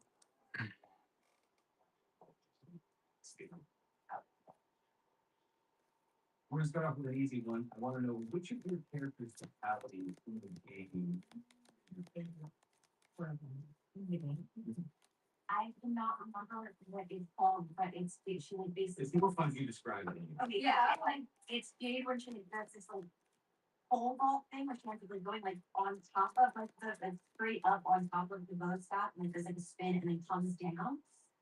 That's fine.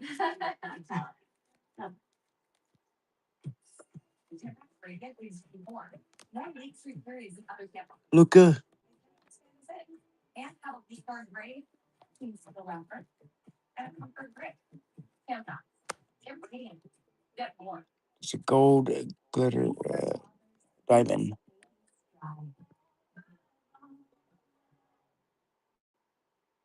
I do. I got a lot of football, but not a lot. But what are you looking for? I got basketball. Yeah, I got a bunch of basketball.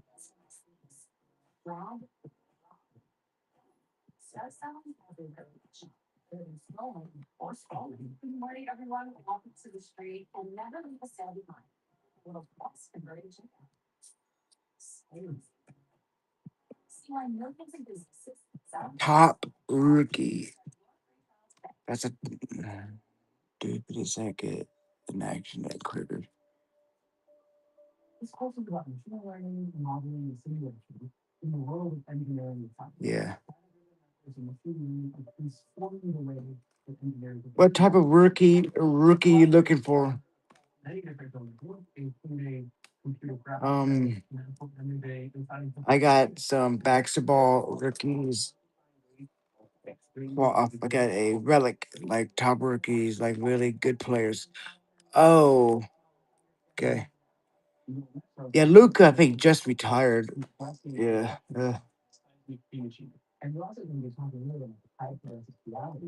Oh, there's a guy right there. It's not his rookie cup. I'm just working around what I have right near me right now.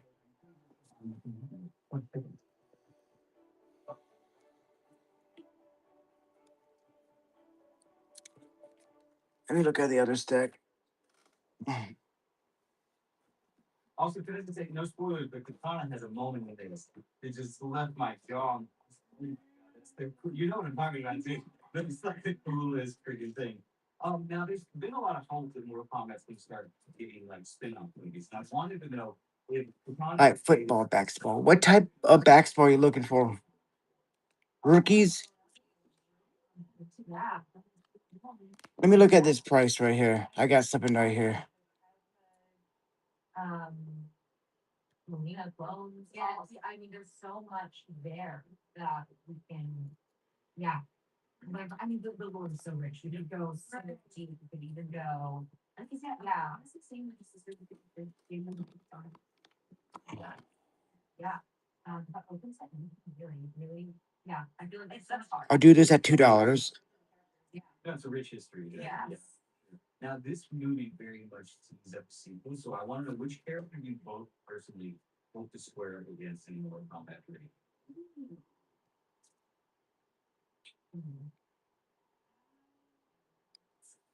I love to, if I would love to see the, I'm saying for now, just because they're. Yeah. Yeah, I got a lot. I got like 20 or 30,000 cards. Like it's a lot to go through. That would be sick. Like, what's good max? Oh, while you wait, I got a I mean, yeah. making mantle. Also, trying to say Max is like the sweetest guy. Isn't he? I've talked to him a few times now, and he's always so great. And he's so talented. I think we should, I mean, he's photo recommend this here, but that I. I got Dwayne Wade. I want to know whose weapon between the two is the those of the bow staff. You guys think it's probably the tougher one to get the hang of Austin. Yeah, like you. Yeah, like, yeah, I can. Cause I put things. Yeah, I'm just gonna jump those there, but I mean. Got a chrome rookie. Getting the elements right. The weapons themselves in some way felt. Yeah, of arms and. Exactly. Interesting. Yes. Yeah. And I will say the one hard thing for me that I have one heavy bow that was the big bow that is very heavy. Yeah. So that was. I got Dwayne Wade Now, let's question. I know that a lot of people are trying to. out of 11.99. I think we can all agree that. Out of 11.99. Right. I don't start exactly here. We're right there. But you know. Start at $1.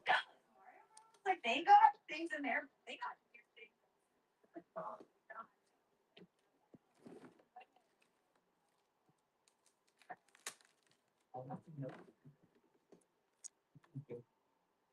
Okay, congrats on this. I'll put this in the baggie.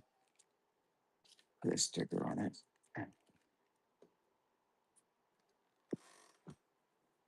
All right. Basketball.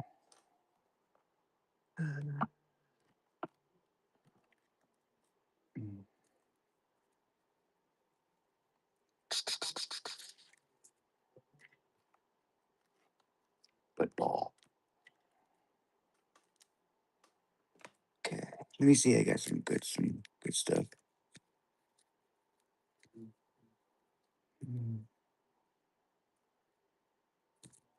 See some good rookies for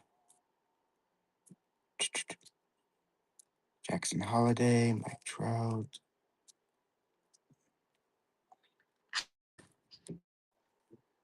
That's a rookie.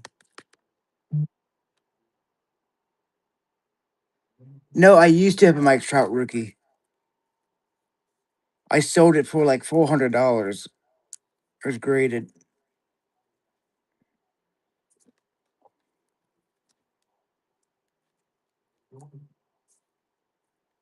Just going through cards right now.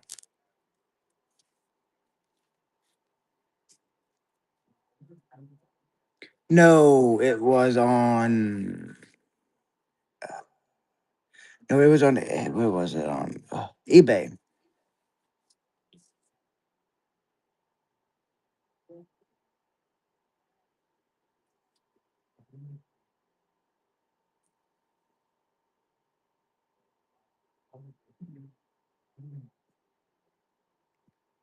Andy Jordan.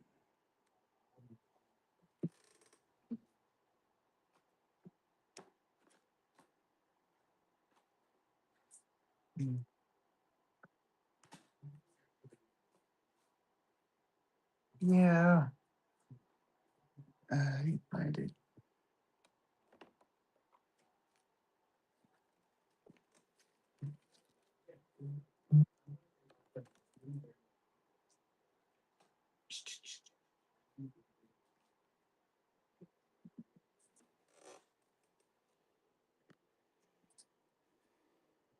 Yeah, that's a. Is the card? Oh yeah, yeah.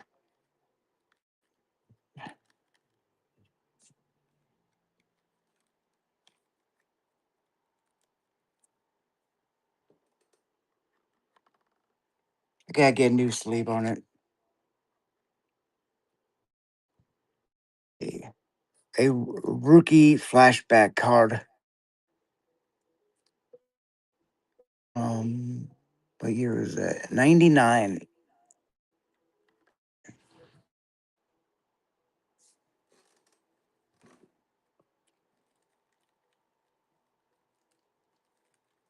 Better put that in a new top holder and sleeve.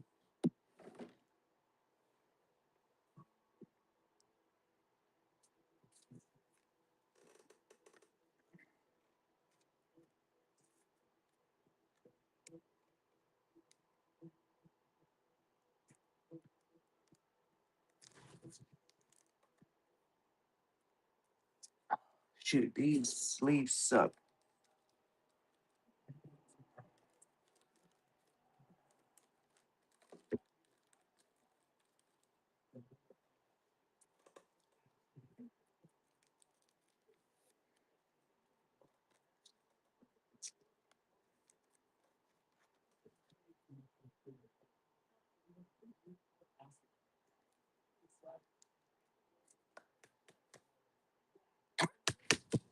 Here we go.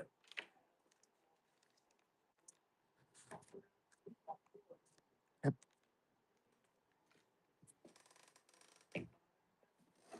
All right. Welcome, Mike Trout. Regular base card. Thank you. I sold my last Kobe yesterday. I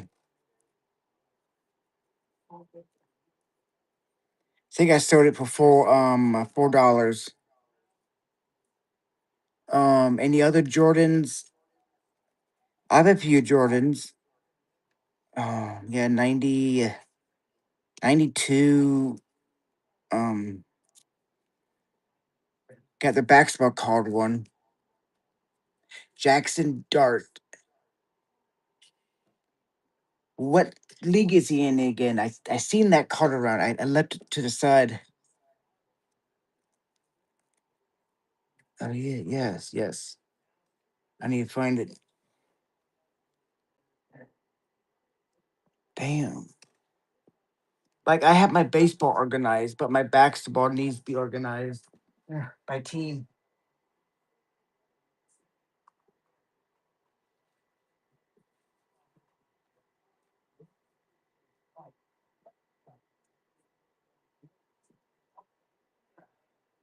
Yeah, that's gonna take forever.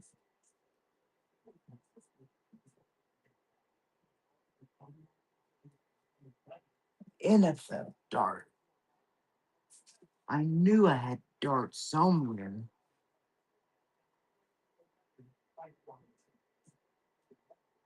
Hmm.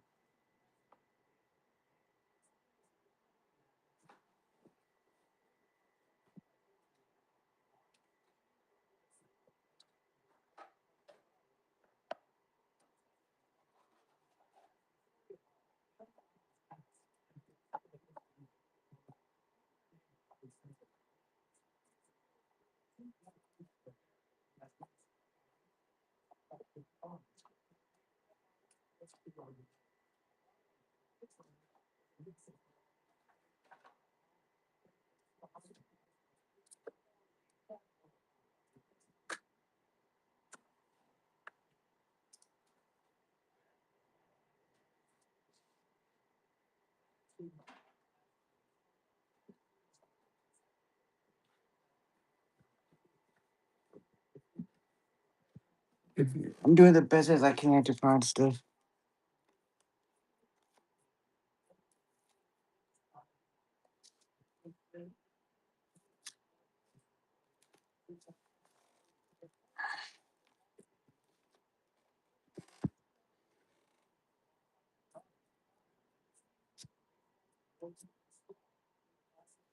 Okay, I got some basketball here. Derek Prescott, Dart.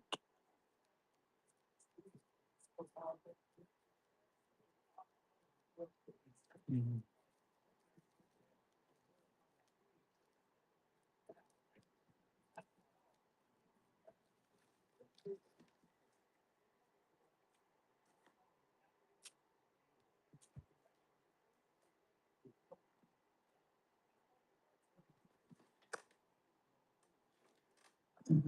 Andy Wimby, yes, I do.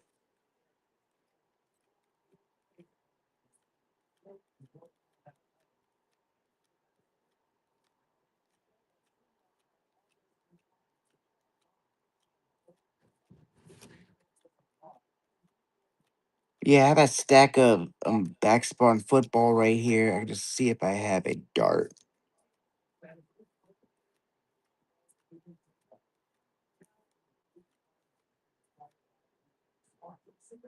Oh, that's a good call. Backup to what's his name on the Chiefs?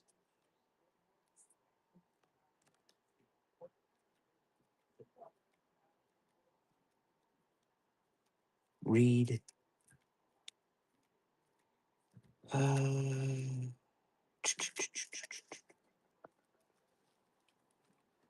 I'll get you the Wimbies.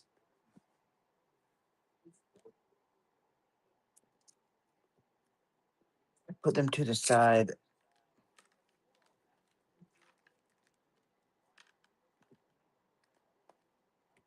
I know I did.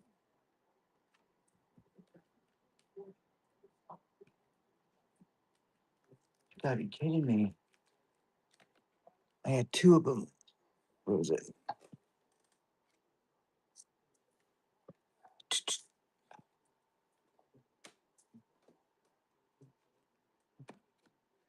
Any other any slabs? I got slabs. Not a lot, but I got.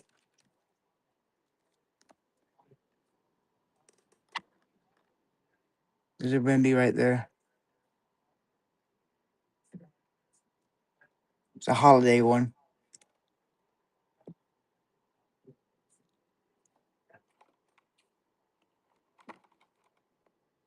I'll look at on the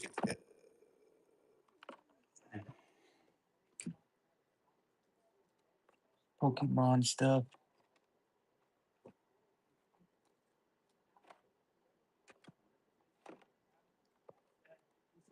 Oh, get these if you're interested.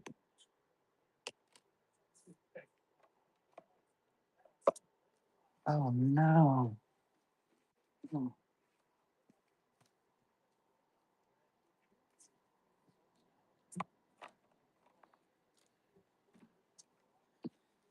I got a slab right there. See, good price. Now,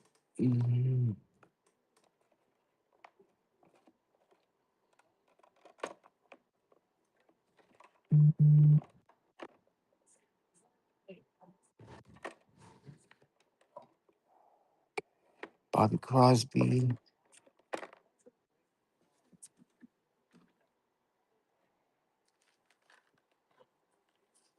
Oh, here's one I can run for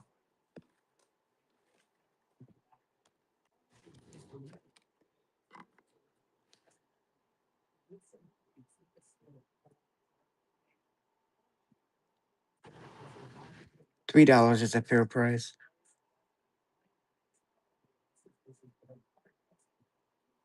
Kevin Durant.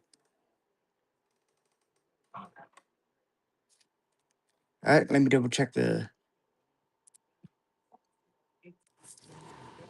I have the prices on my database.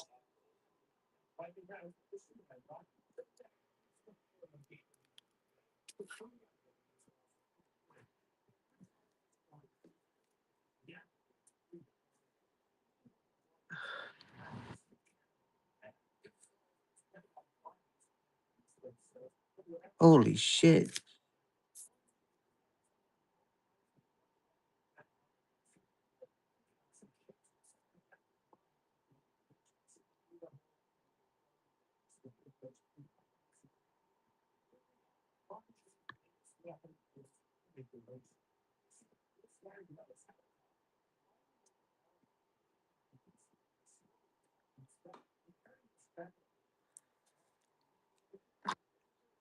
Hmm.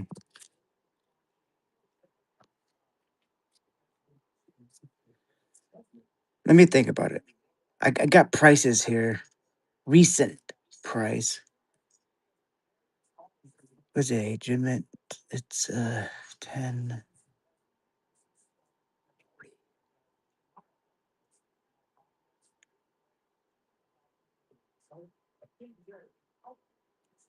Why is that 100? No, I won't do that.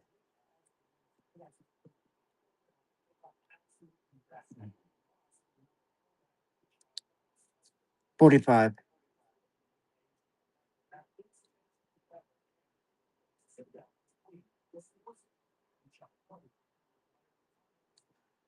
Yeah, if you look on eBay, they sometimes sell up to 100.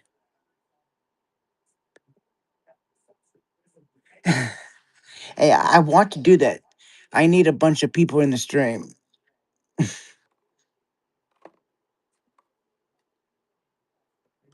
Got that one too.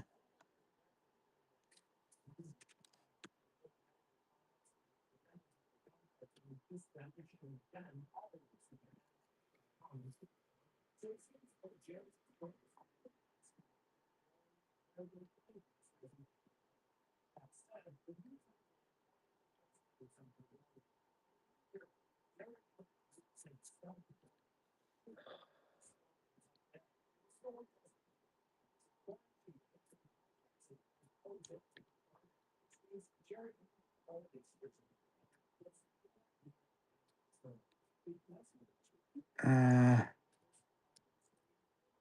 sold items.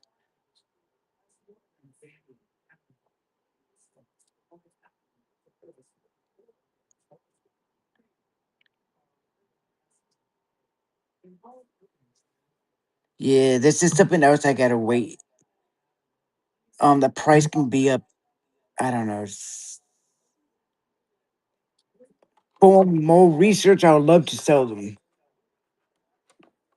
Just need to get the right stuff. Damn, what else I have? Got this. I think it's around two. Was it out of what 20? And like, I know how you doing, man. You're having. I wish I can. Shit, I could get this at $1.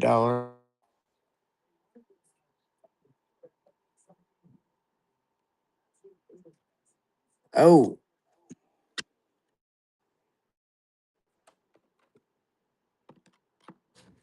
I had I had it on somewhere. Let me double check.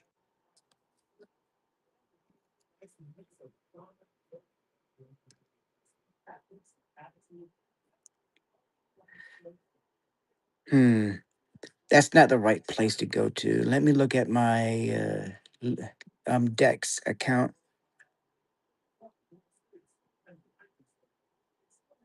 Riggins. INS.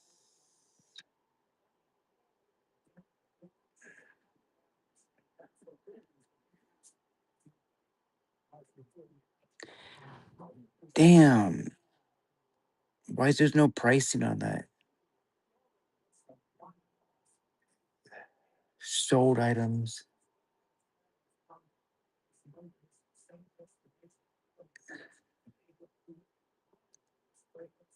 Aaron Riggins.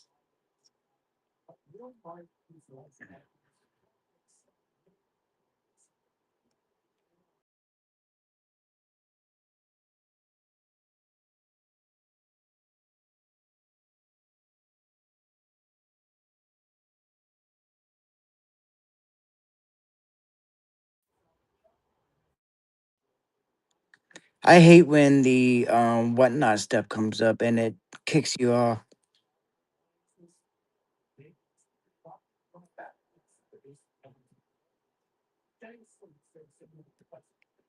Yeah, I'm sorry. I don't know how much it is.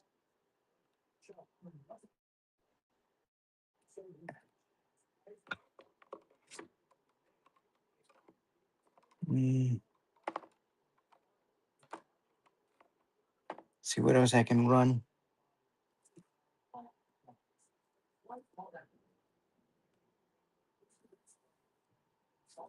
What's my price? Wow, look at it. He's a rookie, and I had someone offering to buy it from me. It was the streamer.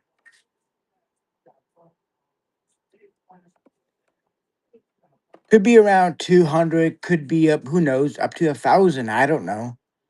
I know it's around 200 something. That depends if his value did not went down.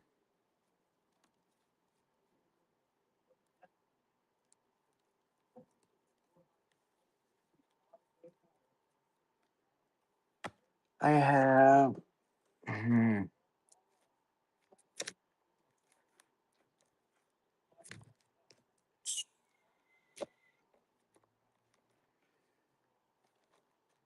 where's my Michael Jordan at?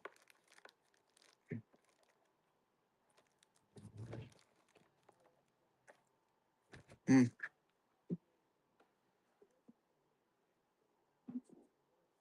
okay.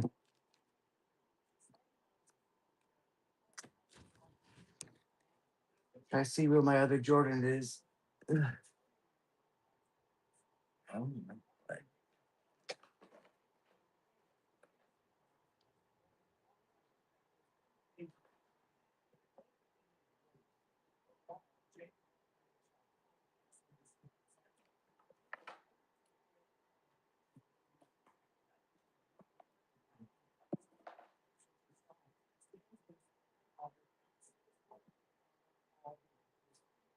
hmm,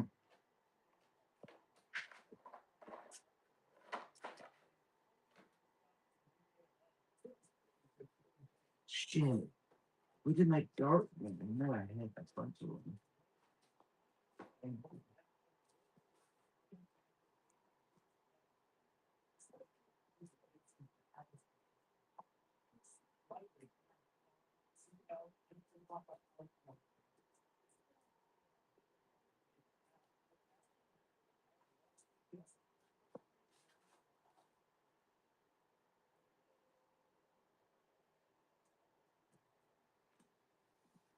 Okay. Dark, dark, dark.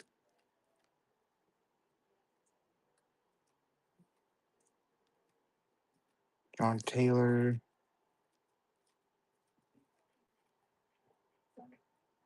Mac Jones,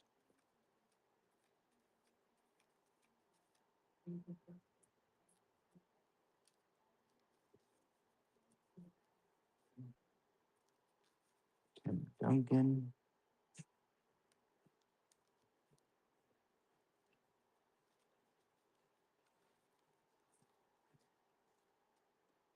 Yeah, it's gonna be a long time to find me those dark cards.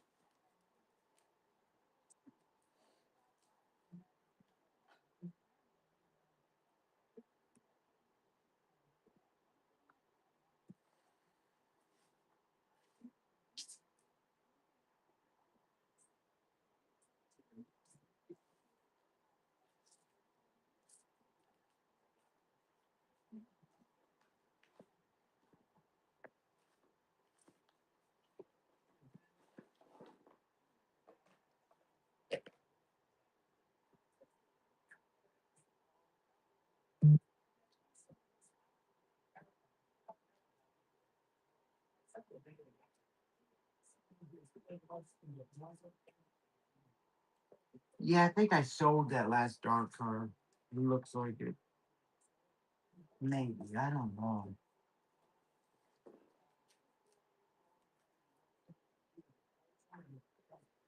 Marshall Falk. What year is the dart? I have a baseball Jordan.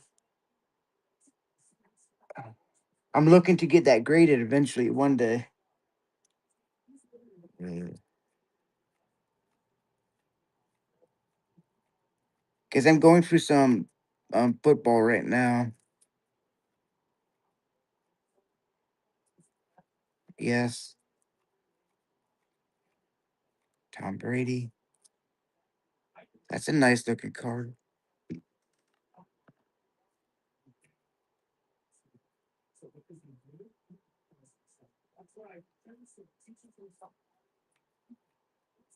Michael Vick.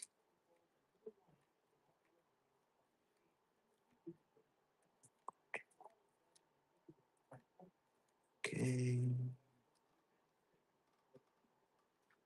Humble. Corner.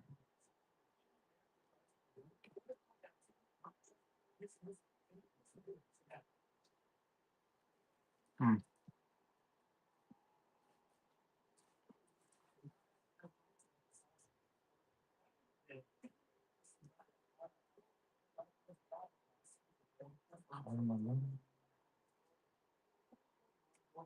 All right, let me find that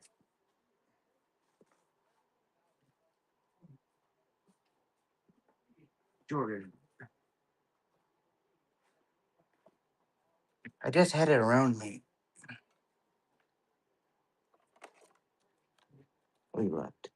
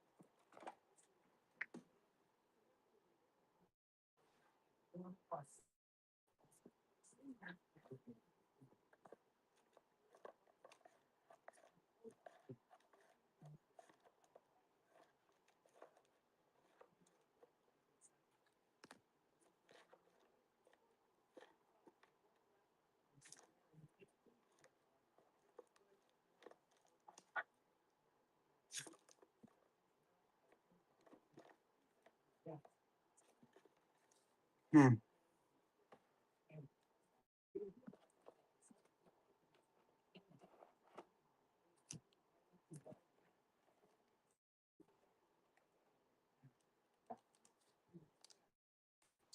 There's my LeBron James cards. Hey, welcome.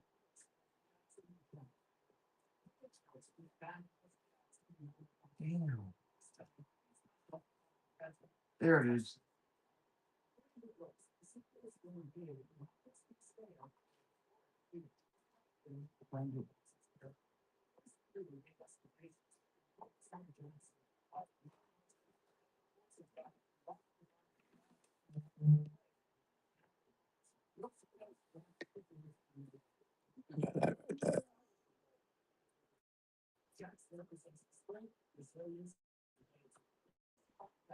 Yeah, I love to, just not at this moment. I'm not interested in selling it. That's an iffy because it's worth to get graded.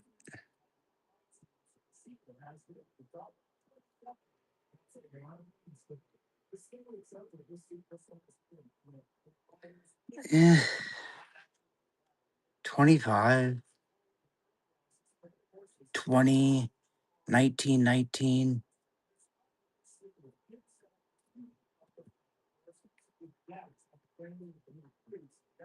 $20.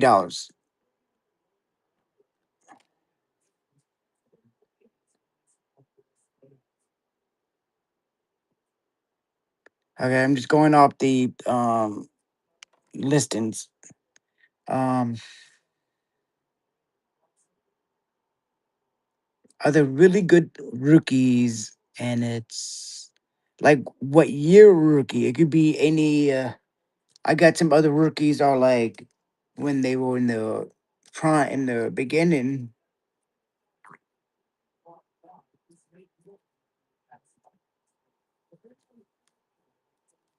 Um, here's an Alex Gordon rookie, and I think he's a future hammer down the road.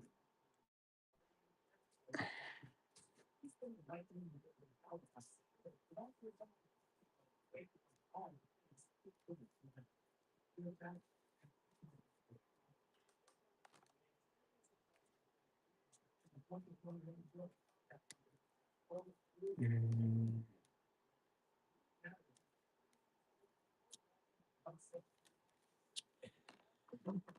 Here's a special red shield rookie. The thing about these, if you collect cards, this they did last year. If the rookie does good, this card all like you can redeem it for money. Like if they get the rookie of the year, if they get the Hall of Fame in the future, if they get that validates the amount the card is worth, like for store credit. Like it's gonna be a future buyback, basically. Yeah, they kind of is a broken system because they released it, and by the time it released, most of the players may not get the rookie of the year because you have to get everything. You could get rookie of the year. You gotta get the all everything, and it didn't work out. It looks cool concept, but it's a limited amount of these. Another rookie.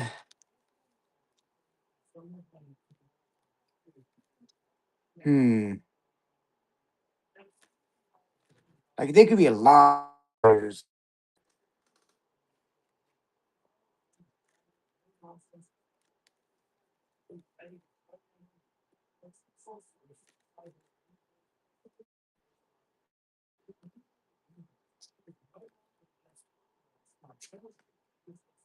Mm,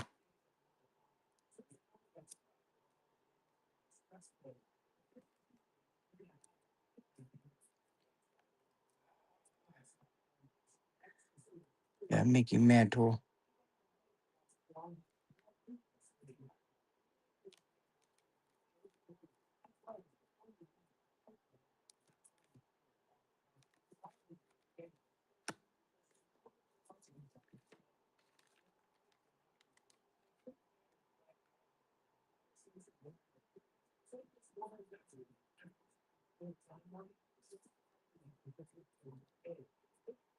Yes, I'll give you one.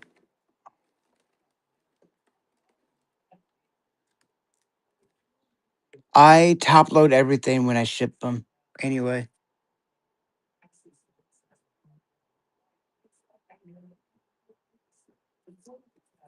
you get top loader and you get bend the pads. Stop them from being bent.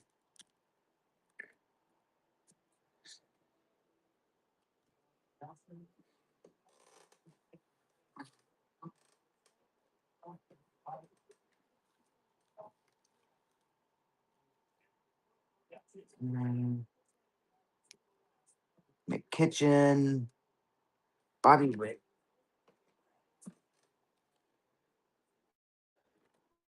But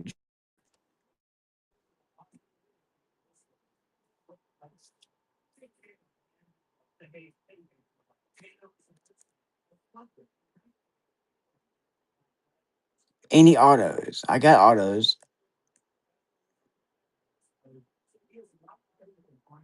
Just forget put that one.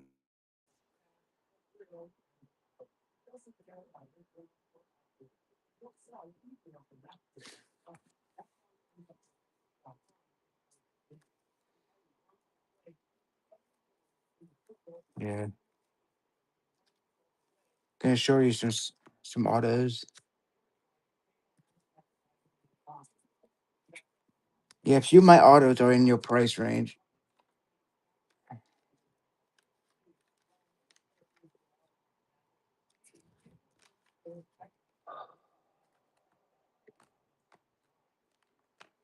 Hey, welcome.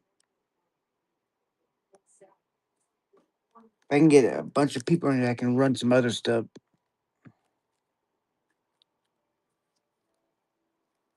Did I just mixed up something?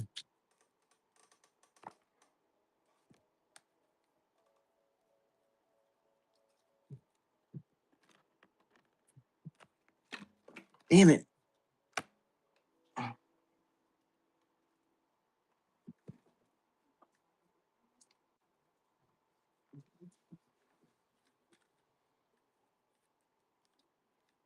Okay.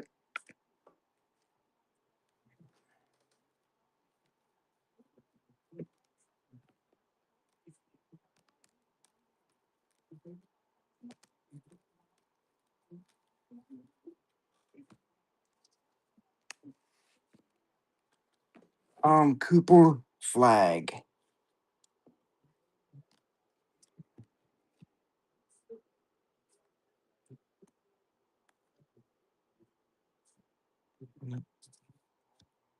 What year is he?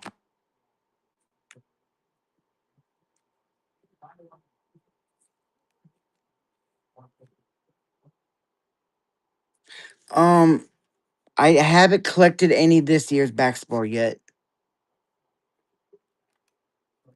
Been too poor at the moment.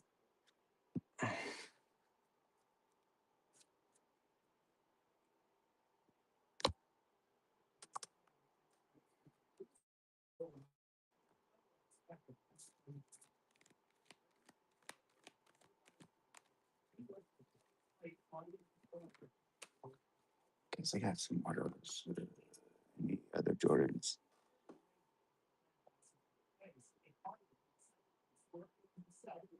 I think, but I don't know where it is. It's a flare one. Not sure. I don't know. Maybe I got rid of. Maybe I sold it already. I don't know. Oh no! I wish it's 86.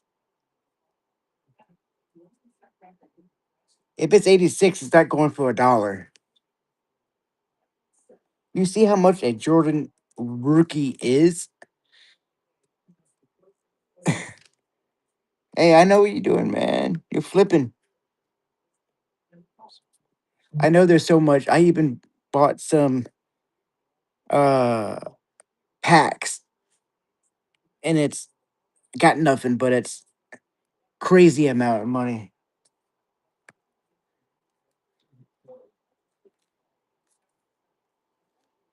Manny Ramirez.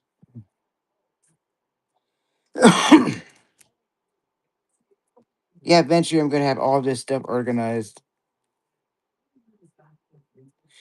I got a limited amount right here, limited edition stuff.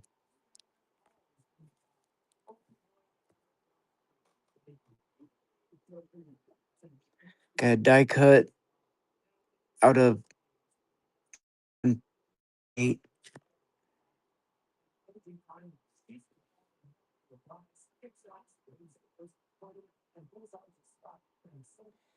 I never even own a downtown.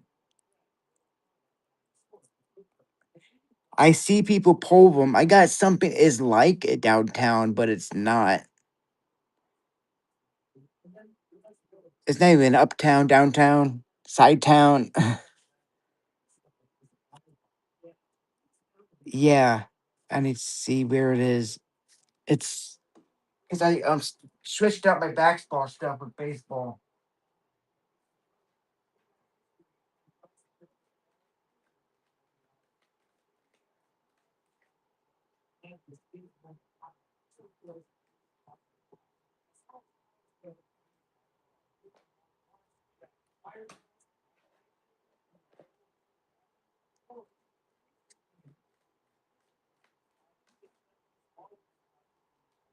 Oh, there's the other Jordan.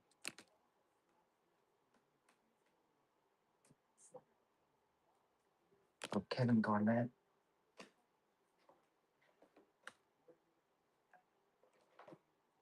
Oh, there's my Jordans.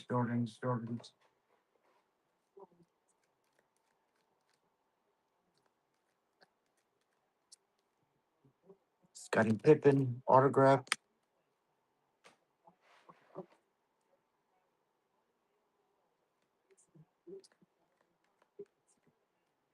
Man, it'd be so funny if I find something in here.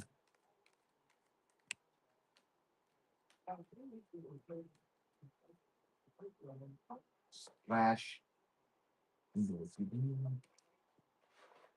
I gotta reorganize all this.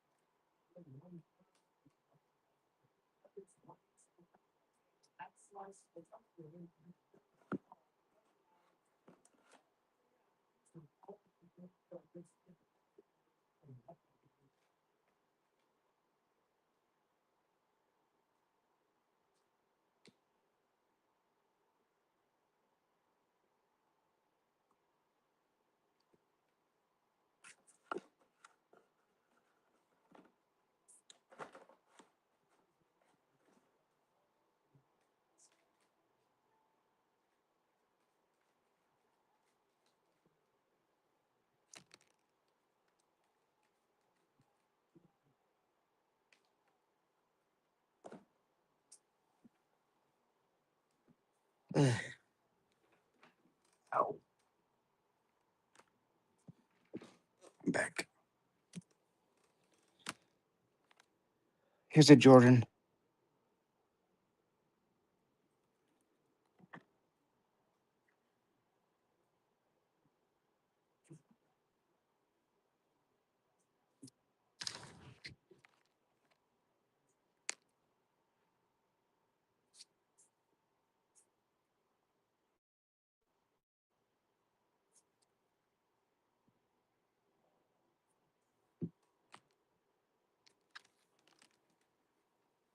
There's it.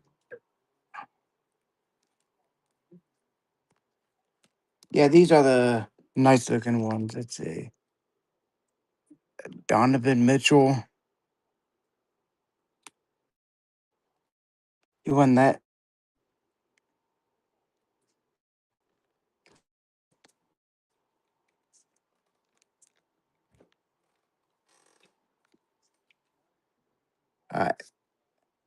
This is a Donovan Mitchell.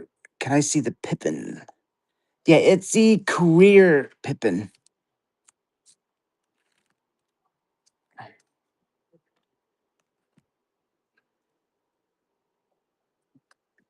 with his career stats.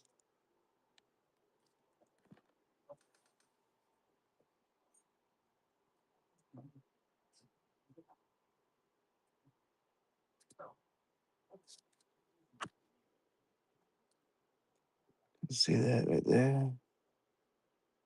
Could be like a 7, 8. Let's see. Oh,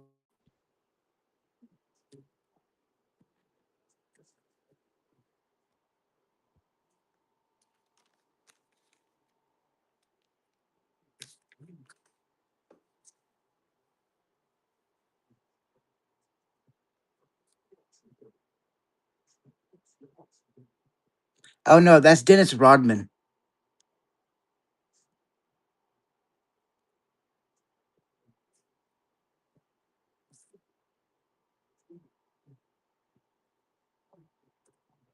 Are you okay with that?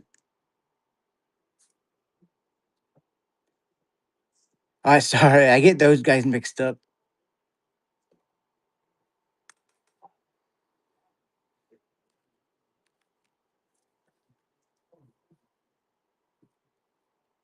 I got an NBA debut card, Brandon Miller.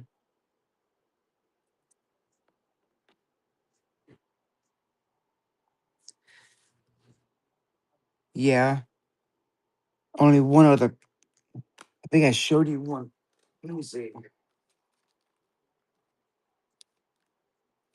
Oh yeah, I just had it here.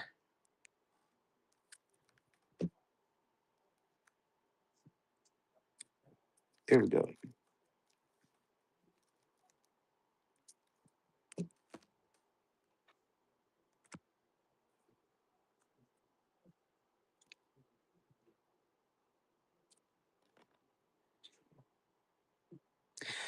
I haven't had a Rimby rookie since last when he was a rookie card.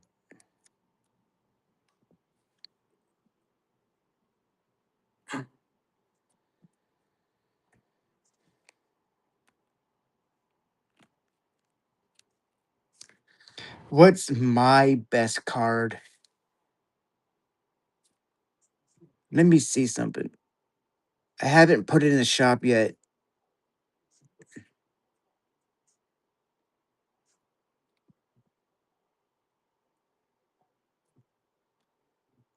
I posted it in the shop.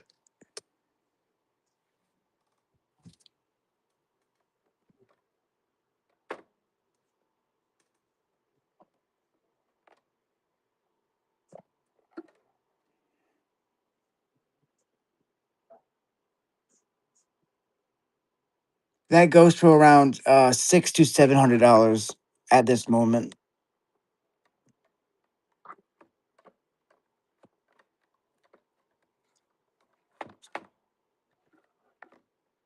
Mhm.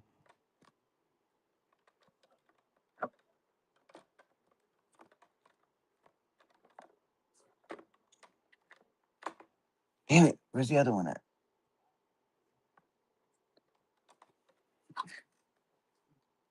Yeah, this is in my private club. Pool halls out of 15, and this is a. You can see that it's a tribute buyback, and it's from 2003. That's like his second year in the league.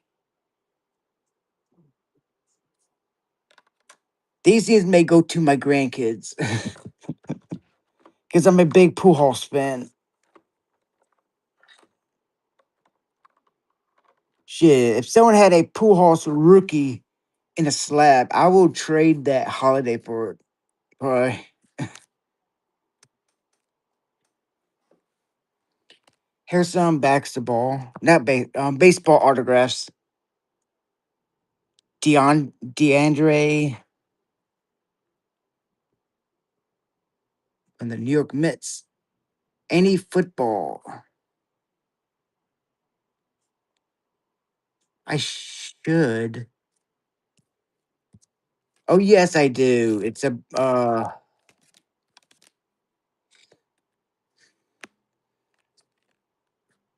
let me find those. Damn it.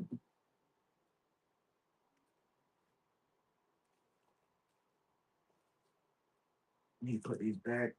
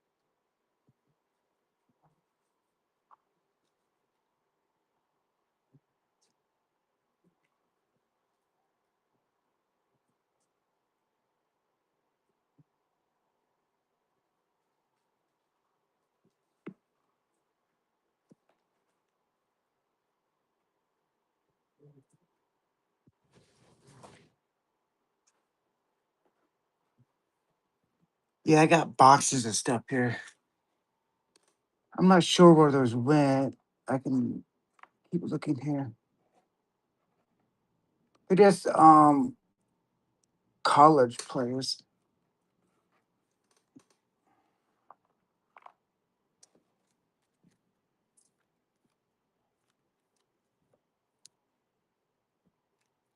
Mm, Brett R. Hoot.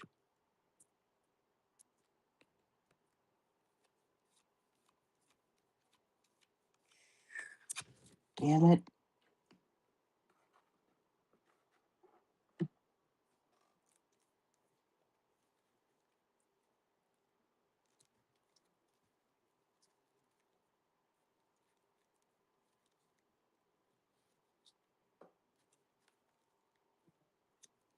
All right, there's one autograph.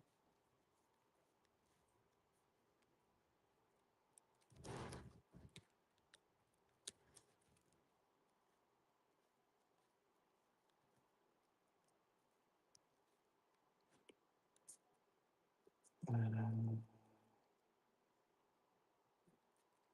there's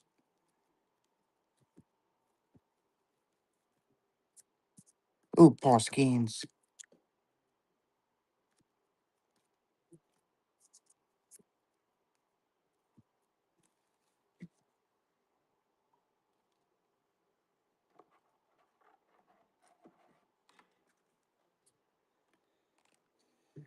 This is rookie cup.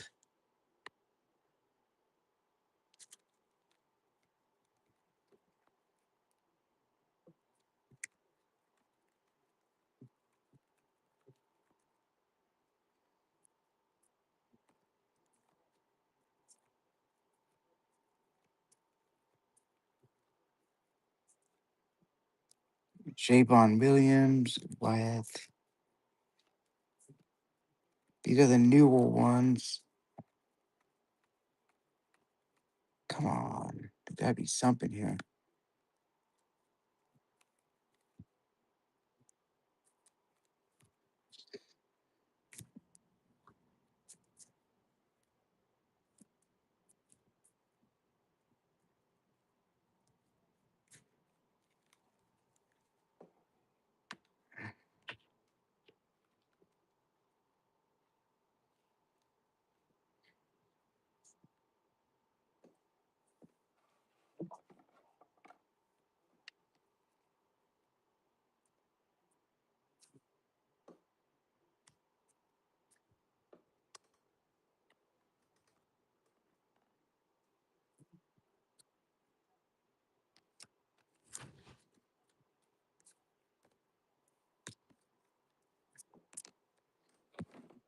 I got a autograph here.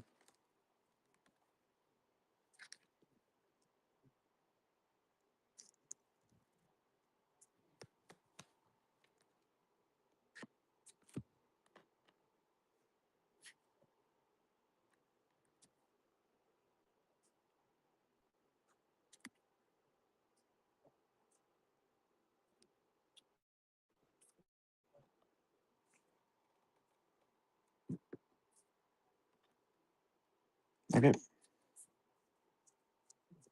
Hmm.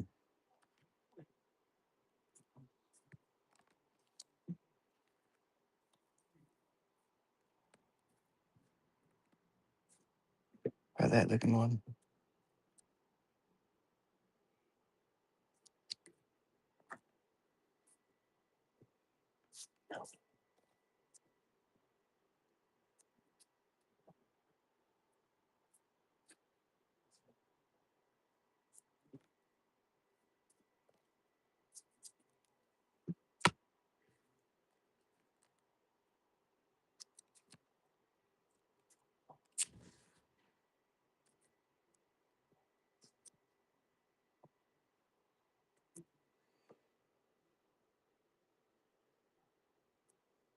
Oh, Brody.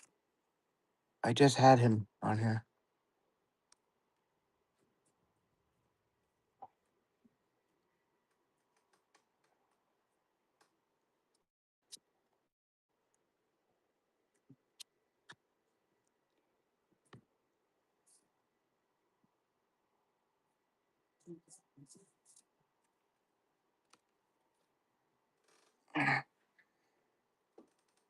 Where is everything? Oh. Nah, okay. Brody, Ward, Skeens, McCombs, Jetty. Yeah, I'm trying to help you out here. Brody. Skeets. Oh,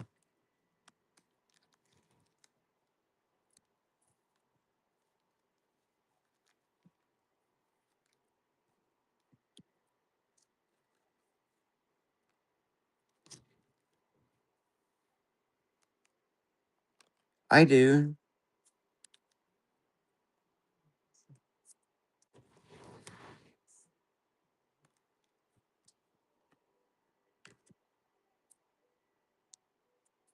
This.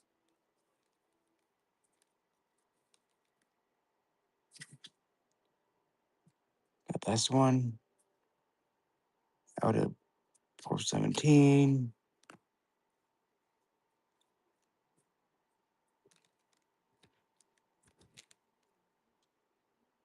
Got a 599.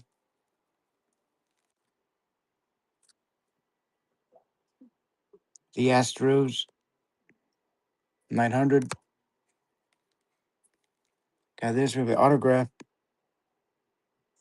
out of 4,000. This out of 500. Let me run that one.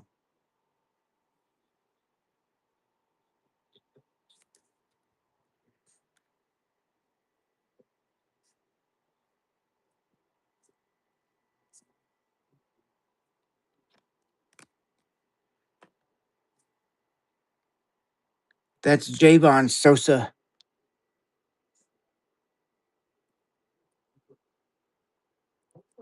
Jonathan.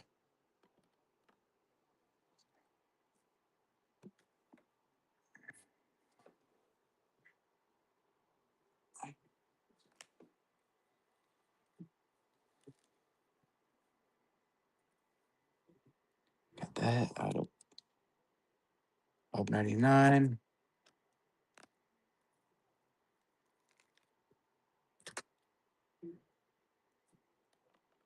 Got a gold rookie out of 2025.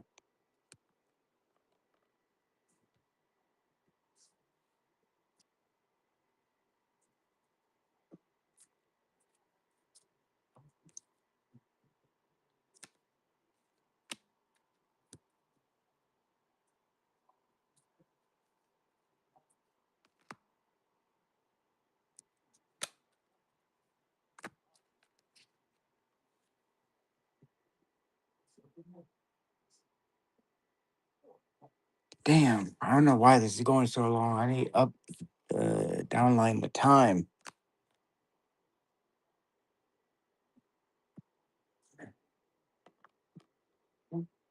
Got this one right here. Is the reptile skin.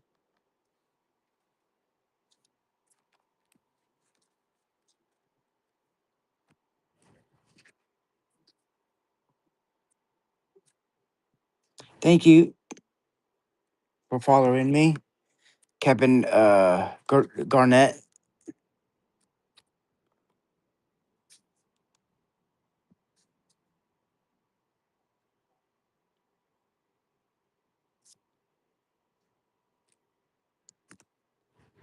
Thank you, author. More people following me, for the better.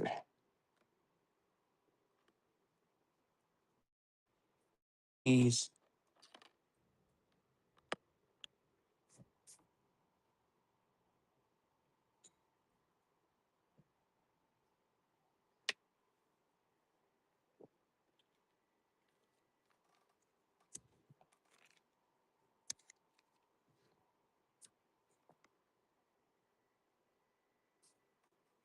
Congrats on your first purchase.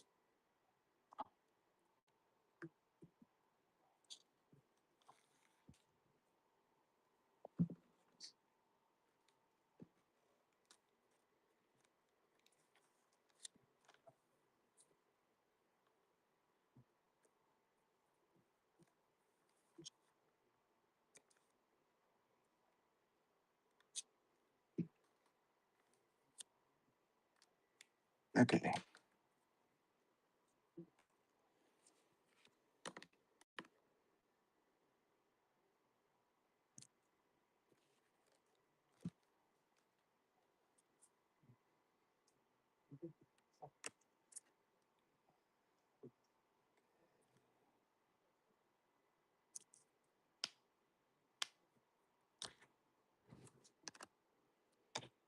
I got a cloth rookie. I got a Derek Whitehead starting at $1.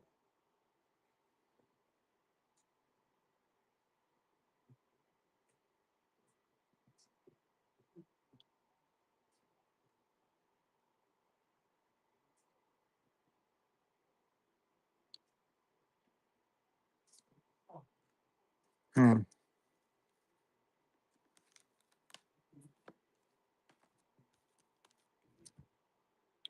Anthony Davis, optic.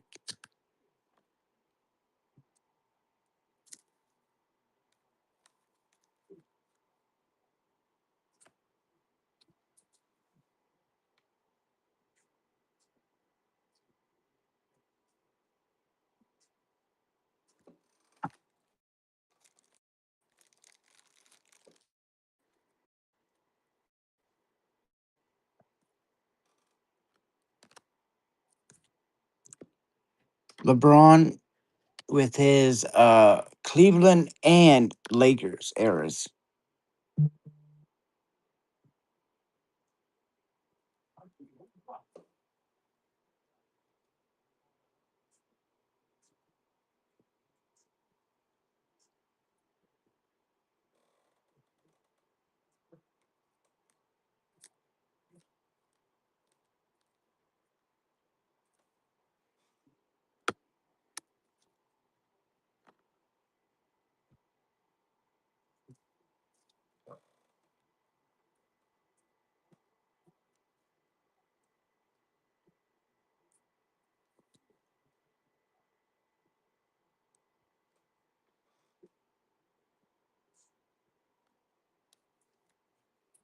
Upper deck LeBron James, the LeBrons from 2006.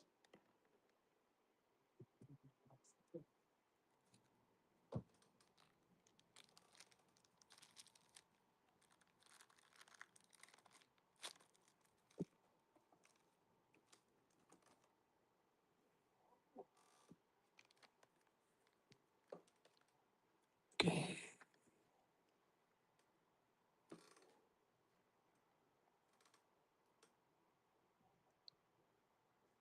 Hmm.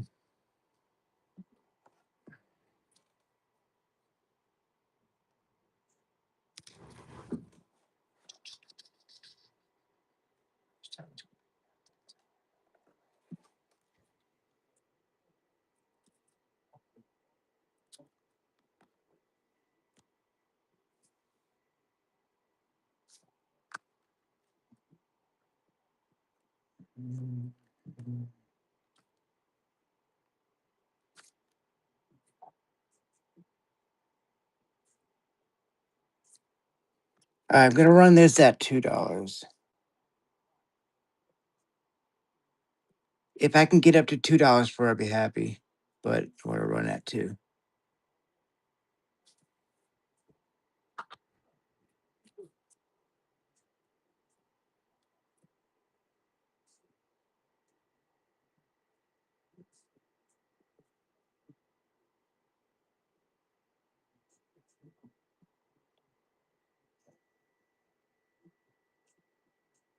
Congrats.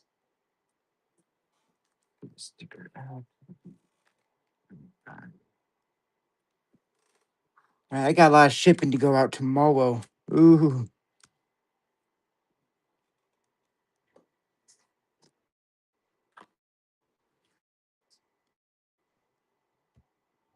I won this at $1 starting. Any takers on Ben Gordon of Chicago Bulls?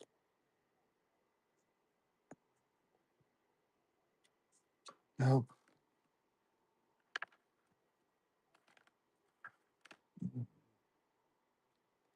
36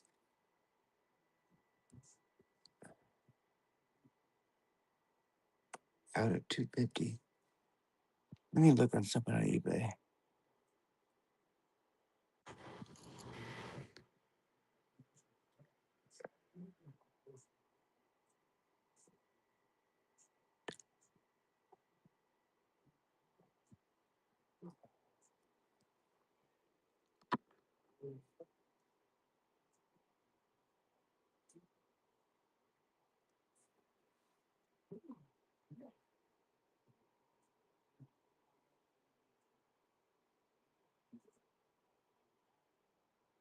All right, thank you for coming.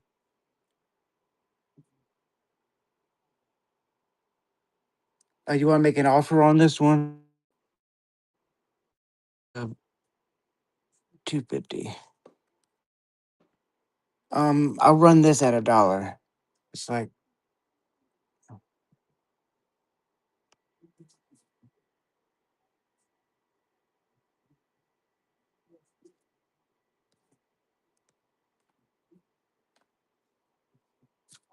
all right. I'll put that to the side.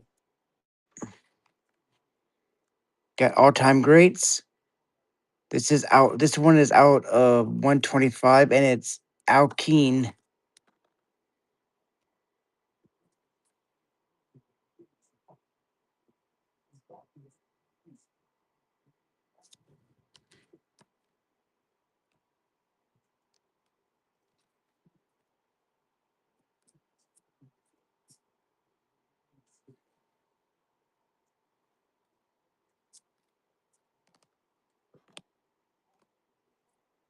I got this rookie card, see through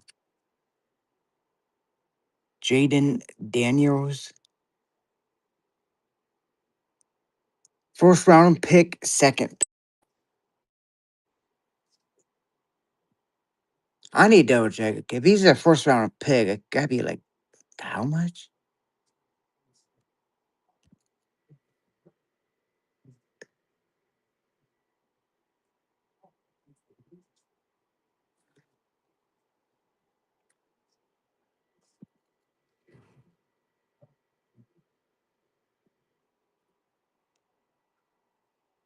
Oh shit.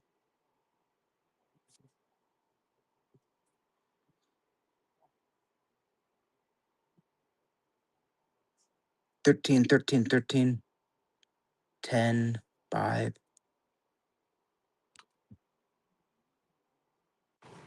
Yeah, this goes for like $10 and up.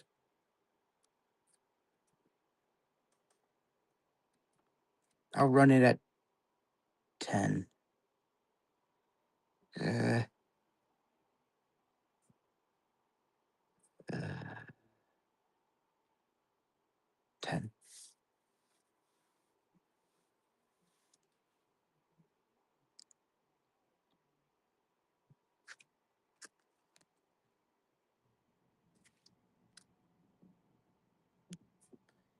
If you will like that one, I can throw that one in. 250.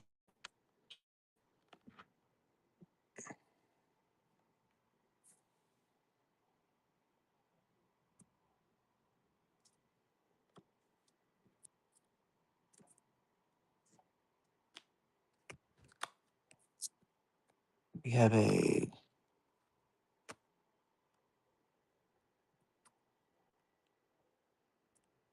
fancy looking, like a disco ball.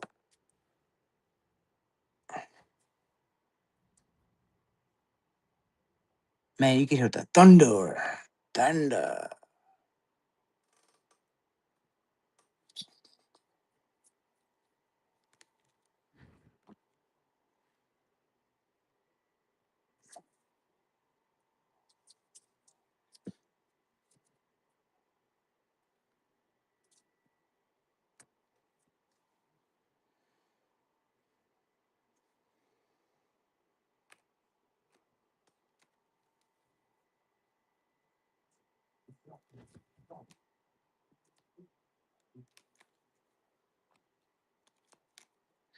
I got a 1990 Fred McGriff.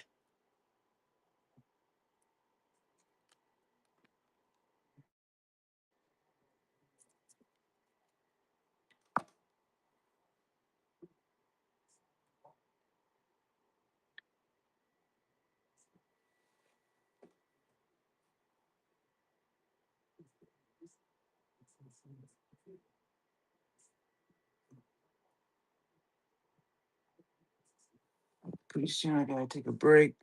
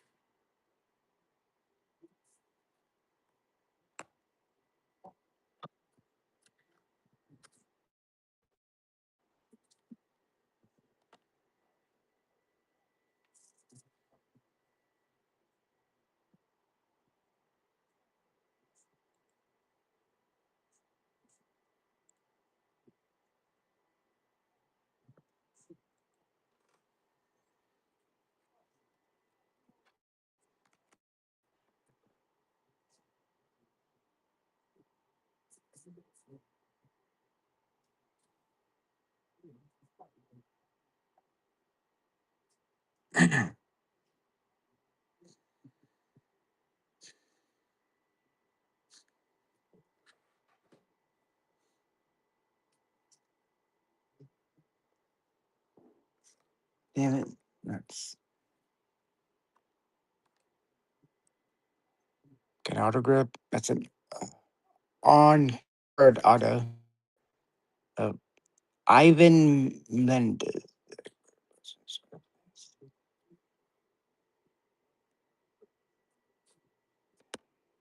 Uh,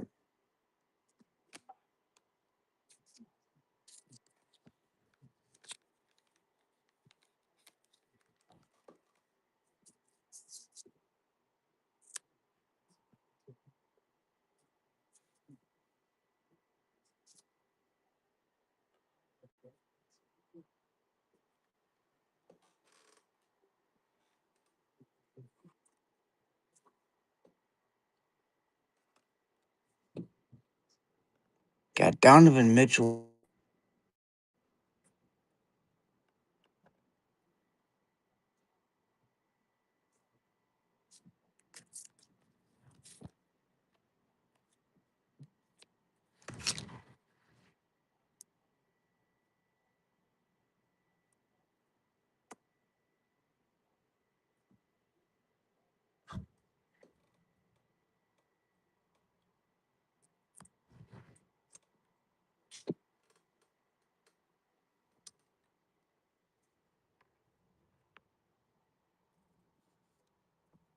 Ron Soto.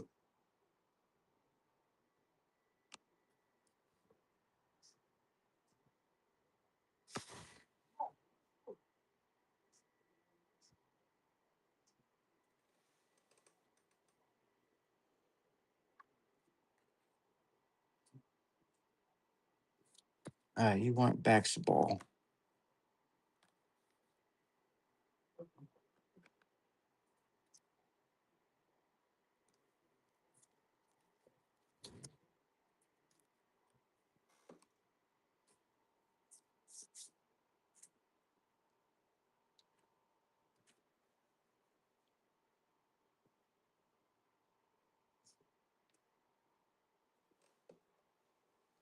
Let me look away, see what you're looking for.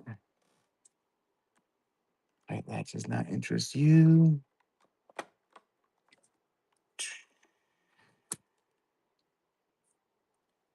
Right, let me check this.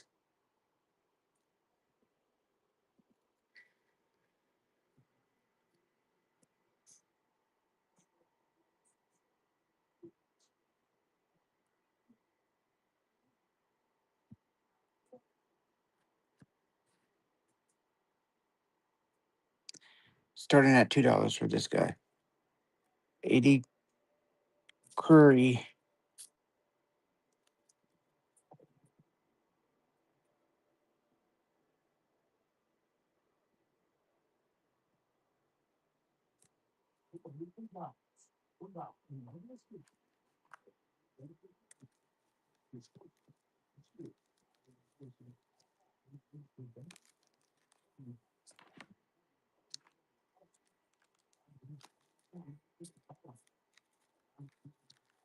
I have this one right here. Out 10. Like I'm gonna sell it. It's just I gotta find the right day to do it and for the right price. And it's a trophy collection. Um, Got that. Jason Williams and Kurt.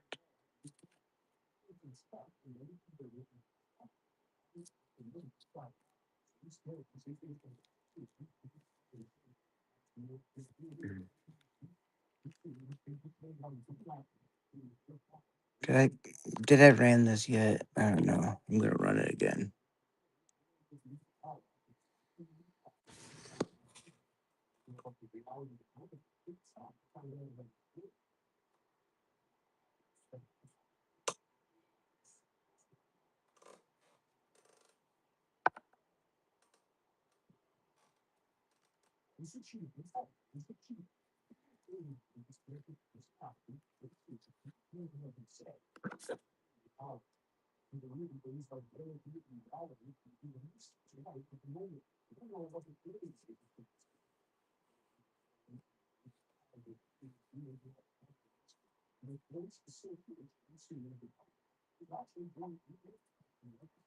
Hmm.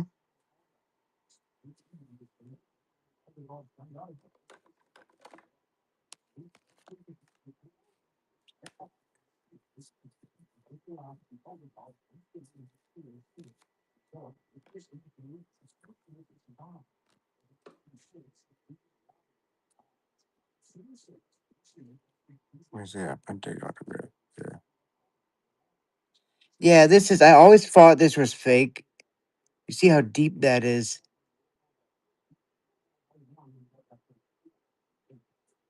He used a ballpoint pen.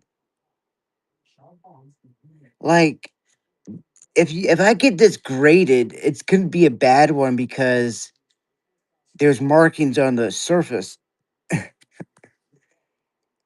But it's a pretty cool card from '97.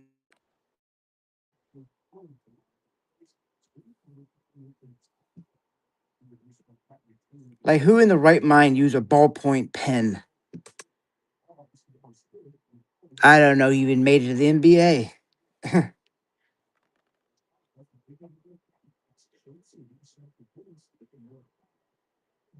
Uh, oh, okay, time. Got Thunder Road. Zion Williamson.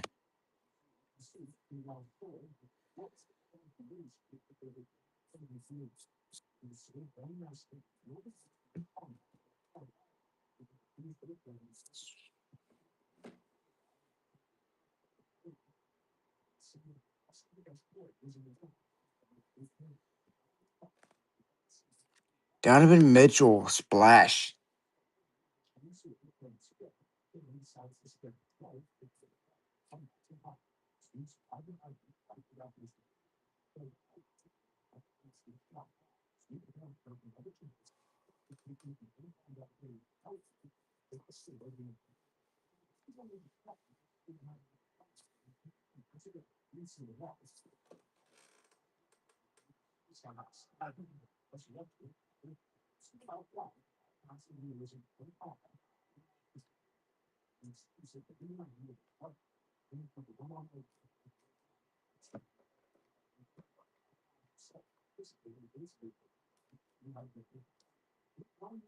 Oh.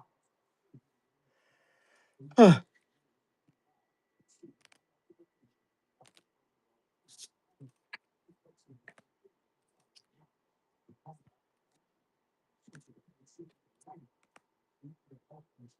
Lucky 13. Gold medallion. 2004.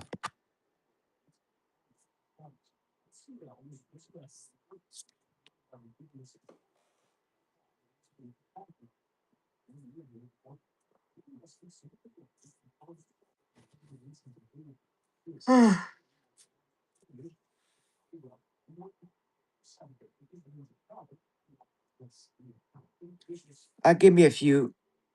I'll be right back. Just need a minute.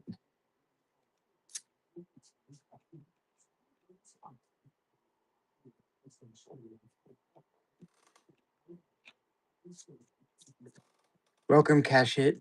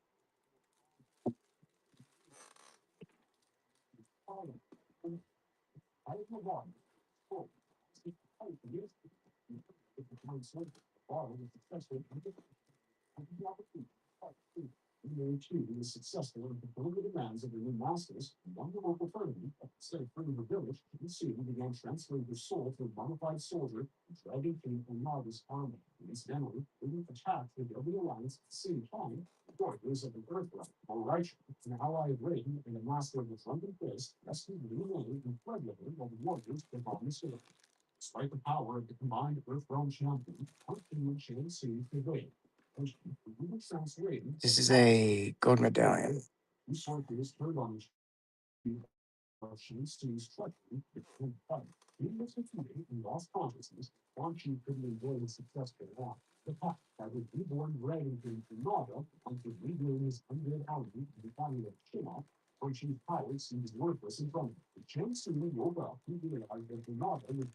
Hey, welcome to my stream. I got a bunch of other cards: baseball, basketball, football, gold medallions. Lucky 13.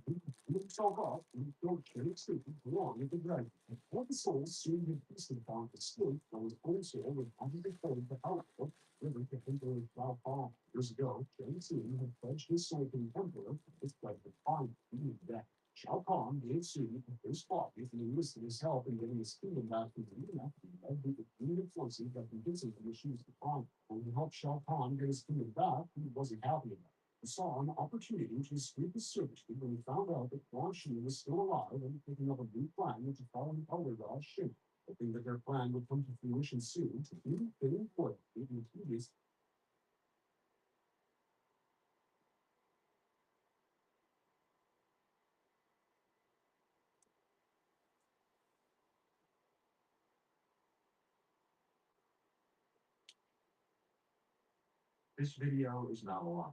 Recently, I spent the last several months plotting and organizing all 307 hurricanes to ever make landfall in the United States since our records began in 1851. So congratulations for clicking on this video. You are going to learn a lot today. You're going to learn how this map was made, where I got the data from, and how I organized it. And most importantly, what are the behaviors of hurricanes along the United States coastline? Which areas are a hotspot versus other areas which haven't seen a strike within their entire recorded history. So we're here taking a broad look at this map. This is the entire map that I crafted over the last several months of plotting and organizing this data. You can see all 307 hurricanes are plotted on the US map here from Texas to Maine. So we have 307 make landfall in the US since our database began in 1851. Now, I want to turn your attention to this here. You can see a couple quiet spots, probably most notably is in the mid-Atlantic. Why is it so quiet there once you cross the North Carolina border? We're going to get to that. Same with why it's so quiet from Cape Cod up to Maine, and especially this infamous quiet spot here from the east coast of Florida up to Georgia, as well as a few other pockets of quiet activity. Now, before I dive into all the data and how I plotted the map, we first have to go over how I got the data in the first place. Where did I access it, and how was I able to translate it onto a map? So the lifeline, really the baseline, the blood cell of this project, is going to be the HURRDAT2 database. This is the official database that the National Hurricane Center uses, and it tracks all of the data points, every 6 hour interval of a hurricane's lifespan that we know of, right onto a document. So you can see lots and lots of data. Now, this is a lot of data, and I actually did post a video on how to read this database. I'll link it below. So if you want to know how to read this, you absolutely can. It's actually not too hard, surprisingly. But for the sake of this video, it's complicated. This database is complicated. You see all these numbers, you don't want to read that. So, in order to make it a little bit more manageable, we utilize the historical hurricanes track, where we'll take Cameron County, Texas, for example. How about that? Cameron County, Texas. There's Cameron County. See that? It zooms in for you, and you can actually select all of the hurricanes that you want to look at, that cross into that county. And so just like that, your landfall points are pretty much where these lines cross the coastline. Now, I do have to say that there are some discrepancies back in the wheel. And we'll take 1880, for example. Makes landfall in Mexico first and then cross it into the county. So back on the map, that's not going to come as a landfall point for the United States. The other discrepancy is going to come from the storms that stay just offshore a county's coastline, but did not make landfall. So it's really tempting to say, hey, this most definitely brought hurricane impacts to Cameron County. We should probably count it in the database. No, not in this map, because this is a landfall map. I have another map, and I'll touch on this at the end of the video, where we do count storms like this. We do count the impacts. But for right now, there's one storm in 1867 and similar storms that approach a coastline but just don't make landfall are not counted on this map. So this resource is actually really, really nice because, like with Cameron County, you can plug in any county. I mean, we'll try the just complete opposite end of the country here, and you will see that it works for every single county in the U.S. If you want to do an Indian County, it works as well. But we'll go to Maine, for an example, and we'll see drastically lower hurricane strikes, but we still have one, and that's marked on the map as well, Hurricane Gura in 1969. So pretty interesting. This tool was utilized very, very heavily for the U.S. map. I think right now we'll dive into the specifics. So here we go back to the map. I mean, look at this all in detail. I'll do a little bit of scrolling here. You can see all 307 plotted. You can see that quietness in the east coast of Florida there in Georgia. This all in detail. I'll do a little bit of scrolling here. You can see all 307 plotted. You can see that quietness in the east coast of Florida there in Georgia. Starts to get a little more active. We'll talk about why in the southeast, and then it just completely drops off. Hurricane Gura in 1969. So pretty interesting. This tool was utilized very, very heavily for the U.S. map, and I think right now we'll dive into the specifics. So here we go back to the map. I mean, look at this all in detail. I'll do a little bit of scrolling here. You can see all 307 plotted. You can see that quietness in the east coast of Florida there in Georgia. Starts to get a little more active. We'll talk about why in the southeast, and then it just completely drops off immediately. You're not going to, you will see that if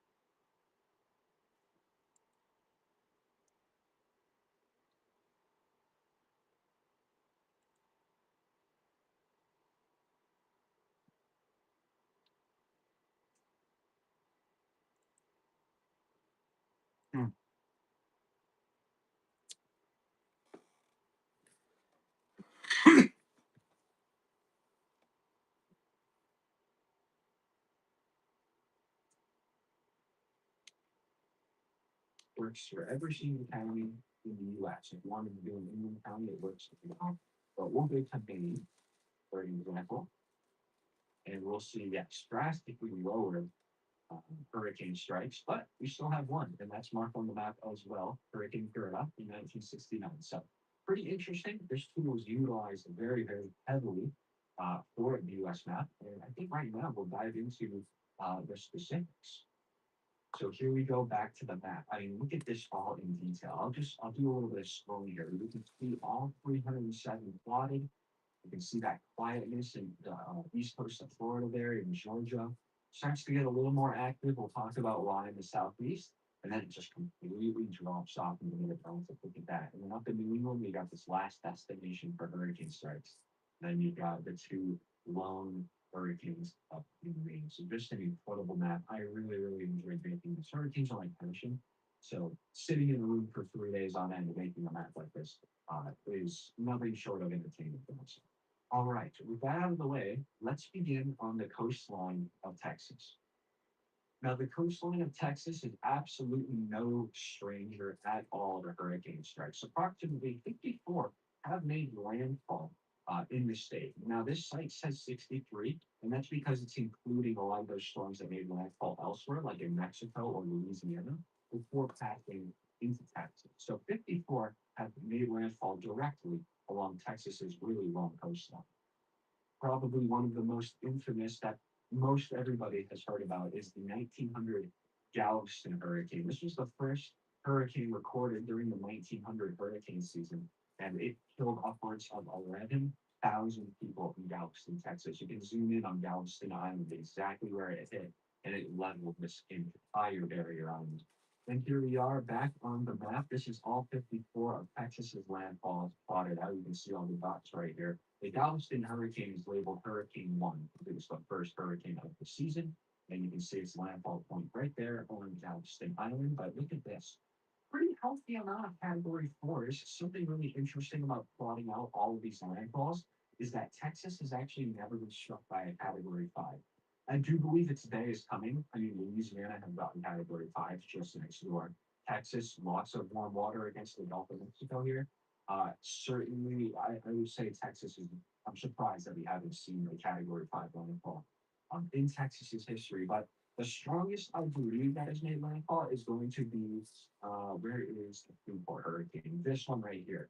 Two in 1932 made landfall near Freeport, Texas, as a Category 4 winds of, I believe, 150 miles per hour. I actually think now that I say that out loud, it's tied with 5 in 1886. This one's really infamous for wiping the town of Indianola, Texas off the map. There's a really interesting history behind that. And it made landfall right there. So decent amount of category fours. Texas, no stranger to major hurricanes.